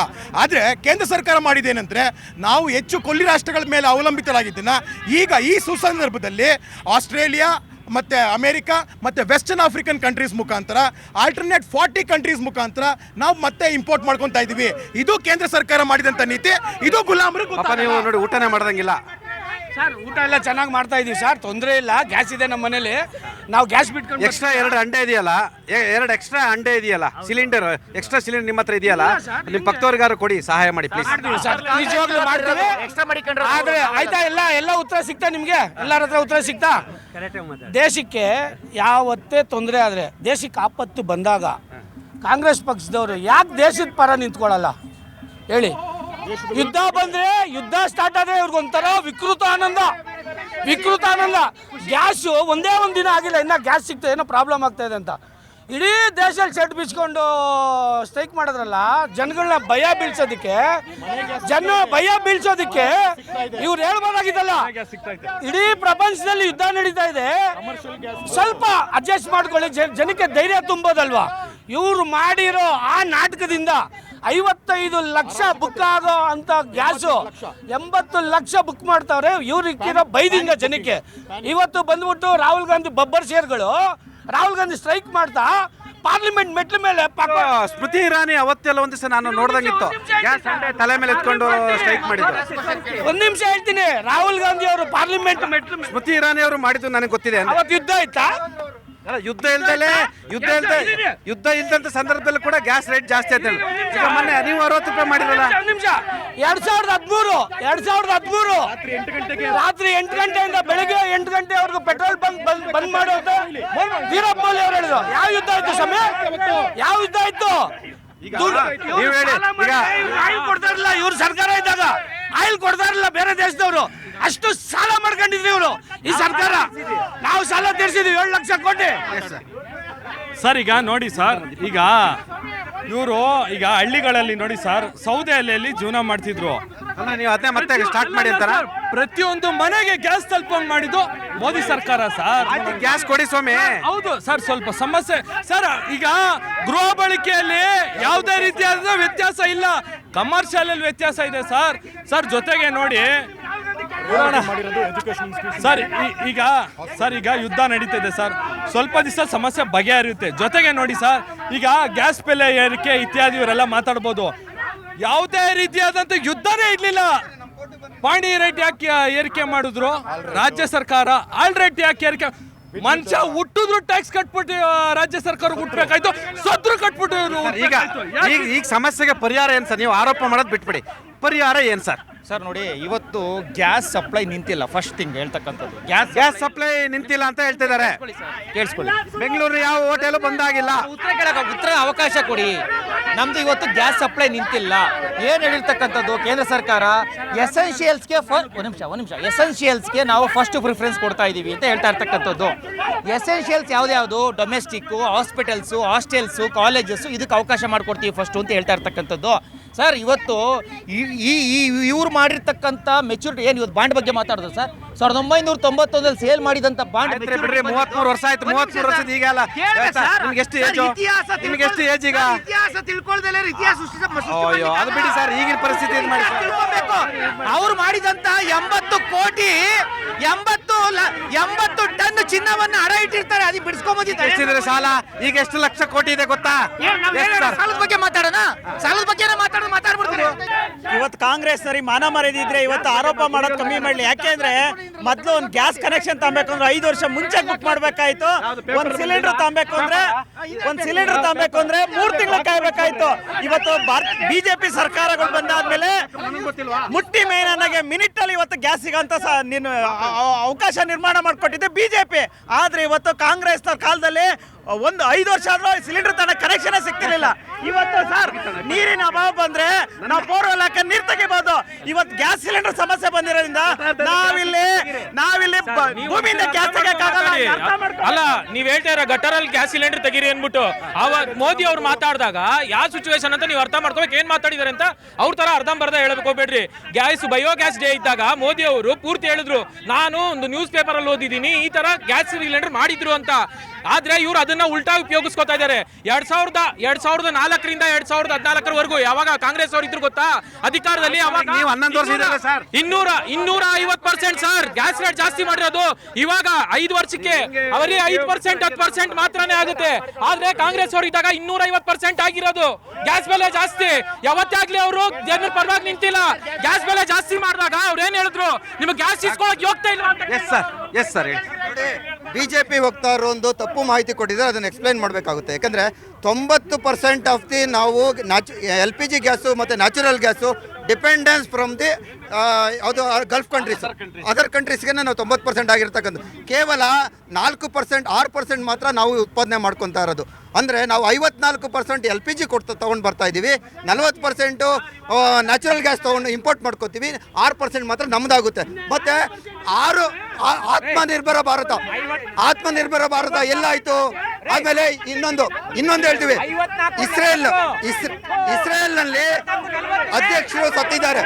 ನಮ್ಮ ಪಕ್ಕದ ದೇಶದ ಅಧ್ಯಕ್ಷರು ಸತ್ತಾಗ ಒಂದು ಸಂತಾಪ ಸೂಚಿಸುವ ಒಂದು ಗೋಜಲಿಗೆ ಹೋಗಿಲ್ಲ ಯಾರು, ನಮ್ಮ ಪ್ರಧಾನಮಂತ್ರಿಗಳಾಗಲಿ ನಮ್ಮ ಬಿಜೆಪಿ ಸರ್ಕಾರ ಆಗಲಿ. ನೋಡಿ ನೋಡಿ ಇದೆಲ್ಲ ಸುಳ್ಳು ನೋಡಿ. 54 ಈಗ ಇನ್ನೊಂದು ದೊಡ್ಡ ನಮಗೆ ತೊಂದರೆ ಏನಾಗಿದೆ ಅಂದರೆ, ಇರಾನ್ ಕಾರ್ಗ್ ದ್ವೀಪದಲ್ಲಿ ತನ್ನ 85-90% ಎನರ್ಜಿಯನ್ನು ಸೇವ್ ಮಾಡಿಕೊಂಡಿತ್ತು. ಅದು ಇವತ್ತು ಏನೋ ಅಮೆರಿಕ ದಾಳಿ ಮಾಡಿ ಅದನ್ನು ಹಾಳು ಮಾಡಿದೆ. ಹಾಗಾದರೆ ನಮಗೆ ಮುಂದಿನ ದಿನಗಳಲ್ಲಿ ಅತ್ಯಂತ ಕಷ್ಟಕರವಾದ ದಿನಗಳು ಕಾಣ್ತಾ ಇದ್ದಾವೆ. ಸರ್ ಈ ಸಮಸ್ಯೆಗೆ ಯಾರು ಕಾರಣ? ಸರ್ ಈಗ ಏನ್ ಗೊತ್ತಾ ಸರ್, ಯುದ್ಧ ಆಗ್ತಿದೆ ಸರ್. ಅದಕ್ಕೆ ಈಗ ಏನು ಅಂದ್ರೆ ಅವೇರ್ನೆಸ್ ಏನು ಅಂದ್ರೆ ರಾಜ್ಯ ಸರ್ಕಾರ ಸ್ವಲ್ಪ ಪರಿಜ್ಞಾನ ಇಟ್ಕೋಬೇಕು. ಎಲ್ಲ ವಿಚಾರದಲ್ಲೂ ರಾಜಕೀಯ ಮಾಡಕ್ ಹೋಗ್ಬಾರ್ದು. ಸಮಸ್ಯೆ ಇದೆ ಸ್ವಾಮಿ, ಒಪ್ಕೋತಾ ಇದೀವಿ, ಸಮಸ್ಯೆ ಇದೆ, ಅದನ್ನ ಬಗೆಹರಿಸೋದ್ರ ನಿಟ್ಟಿನಲ್ಲಿ ಹೋರಾಡಬೇಕು ಎಲ್ಲರೂ. ಸಮಸ್ಯೆಗೆ ಯಾರು ಕಾರಣ? ಸರ್ ಈ ಸಮಸ್ಯೆ ಜಾಗತಿಕವಾದದ್ದು. ನಾಗರಿಕರಾಗಿ ಭಾರತದ ಎಲ್ಲರೂ ನಾವು ಅದನ್ನೇ ಸಹಕರಿಸಬೇಕಾಗುತ್ತೆ. ಕೇಂದ್ರ ಸರ್ಕಾರದ ಜೊತೆಗೆ ಏನು ರಾಜ್ಯದ ಮಂತ್ರಿಗಳು ಹೇಳಿದ್ದಾರೆ, ಏನು ಕೇಂದ್ರದ ಮಂತ್ರಿಗಳು ಹೇಳಿದ್ದಾರೆ, ಈ ಇಶ್ಯೂಸು ತಾತ್ಕಾಲಿಕವಾದದ್ದು, ಇನ್ನು ಕೆಲವೇ ದಿನಗಳ ಬಗ್ಗೆ ಇರುತ್ತೆ. ನಾವು ಸರ್ ಪರ್ಯಾಯ ಇವತ್ತು ಎಲ್ಲರೂ ಸಹ ಸ್ಪಂದಿಸಬೇಕು, ಕೇಂದ್ರ ಸರ್ಕಾರ ಜೊತೆ ಸ್ಪಂದಿಸಬೇಕು. ಸಮಸ್ಯೆ ಆದಾಗ ಅದನ್ನು ಸರಿಪಡಿಸ್ತಕ್ಕಂಥ ಕೆಲಸವನ್ನು ಕೆಲವೇ ದಿವಸಗಳಲ್ಲಿ ಆಗುತ್ತೆ. ಅದನ್ನು ಜೈಶಂಕರ್ ಆಗಿರ್ಬೋದು ಅಥವಾ ಪ್ರಧಾನಮಂತ್ರಿಗಳಾಗಿರ್ಬೋದು, ಆಯಾ ಎಲ್ಲರೂ ಸಹ ಆ ದೇಶ ಜೊತೆ ಮಾತಾಡ್ತಿದ್ದಾರೆ. ಆ ದೇಶ ನಮಗೆ ಬಹಳ ಪಾಸಿಟಿವ್ ಆಗಿ ಸ್ಪಂದಿಸಿದೆ. ಅದು ಆರೋಪ ಪ್ರತ್ಯಾರೋಪ ಬಿಟ್ಟು ಪರ್ಯಾಯ ಮಾರ್ಗ ಏನು ಸರ್? ನೋಡಿ, ಉಜ್ವಲ ಸ್ಕೀಮ್ ಅಂತ ಮಾಡಿದಾಗ 16 ಲಕ್ಷ ಇರೋರು 32 ಲಕ್ಷ ಏನು ಮಾಡಕ್ ಹೋದ್ರು. ಇವತ್ತು 32 ಕೋಟಿ ಜನ ಉಪಯೋಗಿಸ್ತಿದ್ದಾರೆ. ಅದಕ್ಕೆ ಪರ್ಯಾಯ ಮಾರ್ಗವನ್ನ ಅವತ್ತೇ ಕಂಡುಹಿಡಿಬೇಕಾಗಿತ್ತು. ಆದ್ರೆ ಇವತ್ತು ಮೋದಿ ಅವರು ಚುನಾವಣಾ ಪ್ರಚಾರಗಳಲ್ಲಿ ನಿಂತಿದ್ದಾರೆ, ದೇಶಕ್ಕೆ ಒಂದು ಪ್ರೆಸ್ ಮೀಟ್ ಮಾಡ್ತಾ ಇಲ್ಲ. ಪರ್ಯಾಯ ಏನ್ ಸರ್? ಬಿಜೆಪಿ ಮನೆ ಕಳಿಸ್ಬೇಕು, ಕಾಂಗ್ರೆಸ್ ಬರಬೇಕು, ಇದೆ ಪರ್ಯಾಯ ಏನ್ ಸರ್? ಸರ್ ಪರ್ಯಾಯ ಏನಂತಂದ್ರೆ ಎಲ್ಲಿ ಕೊರತೆ ಇದೆಯೋ ಮೊದಲು ಅಲ್ಲಿಗೆ ಆದ್ಯತೆ ಕೊಡಬೇಕು. ಆದ್ಯತೆ ಜೊತೆಗೆ ಎಲ್ಲಿ ಕಾಳಸಂತೆಯಲ್ಲಿ ಮಾರಾಟ ಆಗ್ತಿದೆಯೋ ಅಲ್ಲಿ ಅದು ಕಡಿವಾಣ ಹಾಕೋದಕ್ಕೆ ಸಾಧ್ಯತೆ. ರಾಜಕೀಯ ಹೊರತುಪಡಿಸಿ ಪರಿಹಾರ ಏನು ಸರ್? ರಾಜಕೀಯ ಬಿಟ್ಟು ಪರಿಹಾರ ಏನು ಅಂತಂದ್ರೆ ಜನರ ಸೇವೆ ಮಾಡೋಕ್ಕೆ ಕಾರ್ಯಕ್ರಮ ಯಾವ್ದು ಕೊಡ್ಬೇಕು ಅದನ್ನ ಕೊಡಬೇಕು. ಆತ್ಮನಿರ್ಭರ್ ಅಂತ ಕೊಟ್ರು, ಆತ್ಮನಿರ್ಭರ್ ಕಾರ್ಯಕ್ರಮ ಏನಾಗಿದೆ ಅಂತ ಅವ್ರಿಗೆ ಗೊತ್ತು ಸರ್. ಜನ್ಧನ್ ಯೋಜನೆ ಅಂತ ಮಾಡಿದ್ರು, 500 ರೂಪಾಯಿ ಅಕೌಂಟ್ ಅಂತ ಮಾಡಿದ್ರು. ಏನ್ ಮಾಡಿದ್ರು ಅಂತ ಗೊತ್ತು. ಮೇಕ್ ಇನ್ ಇಂಡಿಯಾ ಏನಾಯ್ತು ಅಂತ ಗೊತ್ತು. ನಾನು ಹೇಳ್ತಾ ಇದ್ದೀನಿ, ಇವರು ಬಂದು ಮೈಕ್ಗಳ ಮುಂದೆ ಪಬ್ಲಿಸಿಟಿಗೋಸ್ಕರ ಆಡ್ ಮಾಡೋದಲ್ಲ, ನಿಜವಾದ ಬಡವರಿಗೆ, ನಿಜವಾದ ಬಡ ಜನರಿಗೆ. ಆತ್ಮನಿರ್ಭರ್ ಅಂತಂದ್ರು ಭಾರತ ಇವತ್ತು ರಕ್ಷಣಾ ಇಲಾಖೆಯಲ್ಲಿ ಆತ್ಮನಿರ್ಭರವಾಗಿದ್ದಕ್ಕೆ ಪಾಕಿಸ್ತಾನ ಕೊಡ್ತಿರೋಂಥದ್ದು.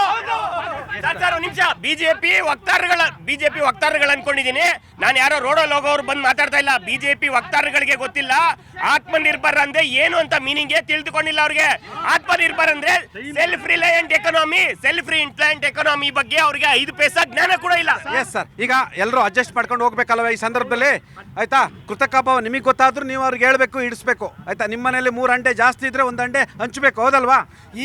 ಈ ಸಮಸ್ಯೆಯಲ್ಲಿ, ಜಾಗತಿಕ ಸಮಸ್ಯೆಯಲ್ಲಿ ಫಸ್ಟು ಏನಾದರೂ ಒಂದು ಒಕ್ಕೊಳ್ಳಿನಿಂದ ಯಾರಾದರೂ ಮಾತಾಡಿದರೆ, ಈ ಕರ್ನಾಟಕ, ದಕ್ಷಿಣ ಭಾರತದಲ್ಲಿ ಕರ್ನಾಟಕದ ನಾಗರಿಕ ಸಚಿವರಾದಂಥ ಆಹಾರ ನಾಗರಿಕ ಸಚಿವರು ಹಿರಿಯರಿ ಕೇಳಿಸ್ಕೊಳ್ಳಿ, ಮುನಿಯಪ್ಪನವರು ಹೇಳಿದ್ದಾರೆ ಕೋಆಪರೇಟ್ ಮಾಡಬೇಕು ಅಂತ. ಯಾರು ಹೊಣೆ ಸರ್? ಕೇಂದ್ರ ಸರ್ಕಾರದ ನೇರ ಹೊಣೆ ಸರ್. ತಪ್ಪು ನೀತಿಗಳು, ತಪ್ಪು ನಿಲುವುಗಳು ಇದಕ್ಕೆ ಹೊಣೆ ಆಗುತ್ತೆ. Yes sir. ಸರ್ ಈಗೇನು ಅಂತಂದ್ರೆ ಇದು ಬಿಟ್ಬಿಡ್ಬೇಕು ಇವೆಲ್ಲ ಆರೋಪ ಪ್ರತ್ಯಾಪ ಎಲ್ಲ ಸ್ವಾವಲಂಬನೆ ನಾನೆಲ್ಲ ಪ್ಲಾನ್ ಬಿ ಪ್ಲಾನ್ ಸಿ ಇಂಥವೆಲ್ಲ ಇಟ್ಕೋಬೇಕು ಸರ್. ಸರ್ ಇವತ್ತು ಇವರು ಟ್ರಂಪ್ ಮಾತನ್ನ ಕೇಳ್ಕೊಂಡು ಇವರು 140 ಕೋಟಿ ಭಾರತೀಯರಿಗೆ ಒಂದು ಕಪ್ಪು ಚುಕ್ಕಿ ಮಾಡ್ತಾ ಇದ್ದಾರೆ. ಸರ್ ಇವತ್ತು ಅವರು ಮನೆಗಳಿಗೆ ಸಿಲಿಂಡರ್ ಕೊಡೋದಲ್ಲ, ಪಾಪ ಹೋಟೆಲ್ ಅವರು ಬೀದಿ ಬದಿ ವ್ಯಾಪಾರಿಗಳಿಗೂ ಕೊಡಬೇಕು. ಇವಾಗ ಒಂದು ದೊಡ್ಡ ಮಹಾಯುದ್ಧ ನಡೀತಾ ಇದೆ. Much appreciated. ಮುಂಚೆ ಎಲ್ಲ ಪಾರ್ಟಿಗಳನ್ನ ಸೇರಿಸಿ ಇದು ಆಪರೇಷನ್ ಸಿಂಧೂರ್ ಅಂತಾಗ ಎಲ್ಲಾರನ್ನೂ ಸೇರಿಸಿದ್ರು. ಅದೇ ರೀತಿ ಕಾಳಸಂತೆಯಲ್ಲಿ ಮಾಡೋಣ, ಫಸ್ಟ್ ಅರೆಸ್ಟ್ ಮಾಡಬೇಕು ಸರ್. ಅಂತ ಕೊರೋನಾ ಟೈಮಲ್ಲಿ ಸಮಸ್ಯೆ ಆಗ್ದಂಗೆ ಈ ದೇಶವನ್ನು ಕಾಪಾಡಿದಂತ ಮೋದಿ ಅವರು ಈ ಸಮಸ್ಯೆನ ಬ್ಲಾಕ್ ಅಲ್ಲಿ ಮಾರಾಟ ಮಾಡೋದನ್ನ ಫಸ್ಟ್ ಪೊಲೀಸ್ ಅವ್ರು ಹಿಡಿಬೇಕು. ಅಮ್ಮಾದ ಮೇಲೆ ಹೇಳಿದ್ರು ನಾವು ಬರೀ 5% ಸ್ವದೇಶದಲ್ಲಿ ಉತ್ಪಾದನೆ ಮಾಡ್ತೀವಿ ಅಂತ, ಅದು ದೊಡ್ಡ ಸುಳ್ಳು. ನಾವು 45% ಸ್ವದೇಶದಲ್ಲಿ ಉತ್ಪಾದನೆ ಮಾಡ್ತೀವಿ. ದೇಶದಲ್ಲಿ ಅರಾಜಕತೆ ಕಾಂಗ್ರೆಸ್ ಸೃಷ್ಟಿ ಮಾಡ್ತಾ ಇದ್ರೆ ಎಲ್ಲಾ ಸಮಸ್ಯೆ ತಾನೇ ಬಗೆಹರಿಯುತ್ತೆ. ಆತ್ಮನಿರ್ಭರ್ ಭಾರತ್ ಅಂತ ನೀರು ಕೊಡ್ದಂಗೆ ಬೋರ್ವೆಲ್ ಕೊರಿಯಕ್ ಆಗಲ್ಲ ಗ್ಯಾಸ್ ಇಂದು ಕ್ರೈಸಿಸ್ ಇದೆ. ಇದನ್ನ ಇಲ್ಲಿ ಎಲ್ಲರೂ ಸಮಾಧಾನವಾಗಿ ಅಡ್ಜಸ್ಟ್ ಮಾಡ್ಕೊಂಡು ಹೋಗ್ಬೇಕು. ನೋಡಿ ಮೇಡಮ್ ಏನು ಗೊತ್ತಾ, ಈಗ ಹೋಟೆಲ್ ಉದ್ಯಮಕ್ಕೂ ಸ್ವಲ್ಪ ಜಾಸ್ತಿ ಕೊಡಬೇಕು. ಜೊತೆಗೆ ಈ ಯುದ್ಧ ನಿಲ್ಲಲಿಕ್ಕೆ ನಮ್ಮ ದೇಶ ಪರಿಹಾರ ಏನು ಸರ್? ಸರ್ ನಾನು ಮುಂಚೆನೇ ಹೇಳಿದಾಗೆ ಇಡೀ ಜನರನ್ನ ವಿಶ್ವಾಸಕ್ಕೆ ಪಡ್ಕೊಬೇಕಾಗಿರ್ತಕ್ಕಂಥ ಜರೂರಿ ಇದೆ ಇವತ್ತು. ದೇಶದ ಜನರನ್ನ ವಿಶ್ವಾಸಕ್ಕೆ ಪಡ್ಕೊಬೇಕು. ನೀವೇನು ಮಾಡಿದ್ರಿ, ಬೆಲೆ ಏರಿಸ್ಬಿಟ್ರಿ. ಬೆಲೆ ಏರಿಸಿದ ಆತಂಕ ಜನರಲ್ಲಿ ಇವತ್ತು ಭೀತಿಯನ್ನು ಸೃಷ್ಟಿಯಾಗಿ ಕಾರಣ ಆಗಿದೆ. ಸರ್ ಇದೇ ದೇಶಕ್ಕೆ ಗೊತ್ತಾಗಿದೆ ಹೊಟ್ಟೆಗೆ ಜಾತಿ ಇಲ್ಲ. ಸರ್ ಎಲ್ಲ ದೇಶದ ಜನ ಒಟ್ಟೈಸ್ತಾ ಇದೆ, ಅದನ್ನ ನಿರ್ವಹಿಸಿ ಫಸ್ಟು. ಬರೀ ಕಿತ್ತಾಡೋದಲ್ಲ, ಯುದ್ಧ ಅಂತ. ಸರ್ ಮೋದಿ ಅವ್ರಿಗೆ ರಾಜೀನಾಮೆ ಕೊಟ್ಟು ಮನೆಗೆ ಹೋಗಕ್ಕೆ ಹೇಳಿ. ಯಾಕಂದ್ರೆ ಇರಾನ್ ಅವರೇ ಅಯ್ಯೋ ಪಾಪ ಅಂತ ಕಳ್ಸಿದೀವಿ ಅಂತ ಹೇಳಿದ್ದಾರೆ. ಸರ್ ಪರ್ಯಾಯವಾಗಿ ಎಲ್ಲ ಕಡೆ ಸಮಾನವಾಗಿ ಸರಬರಾಜು ಆಗೋ ಥರ ನೋಡ್ಕೋಬೇಕು.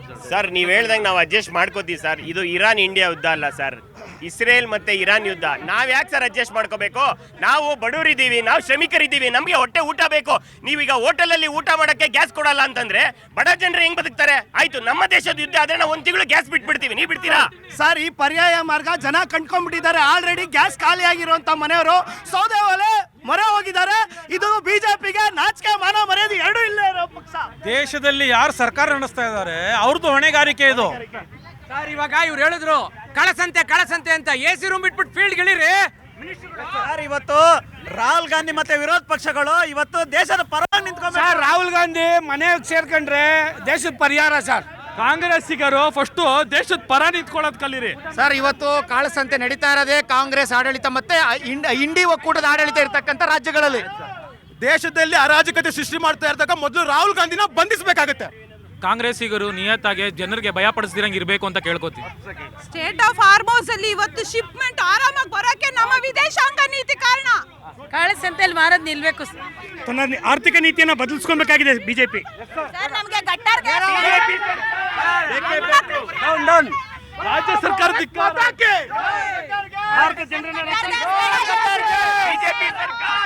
ಭಾರತದ ಬಡವರನ್ನ ರಕ್ಷಿಸಿ.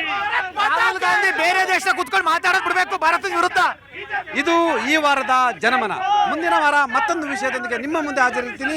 ನ್ಯೂಸ್ 18 ಕನ್ನಡ ನೋಡ್ತಾ ಇರಿ.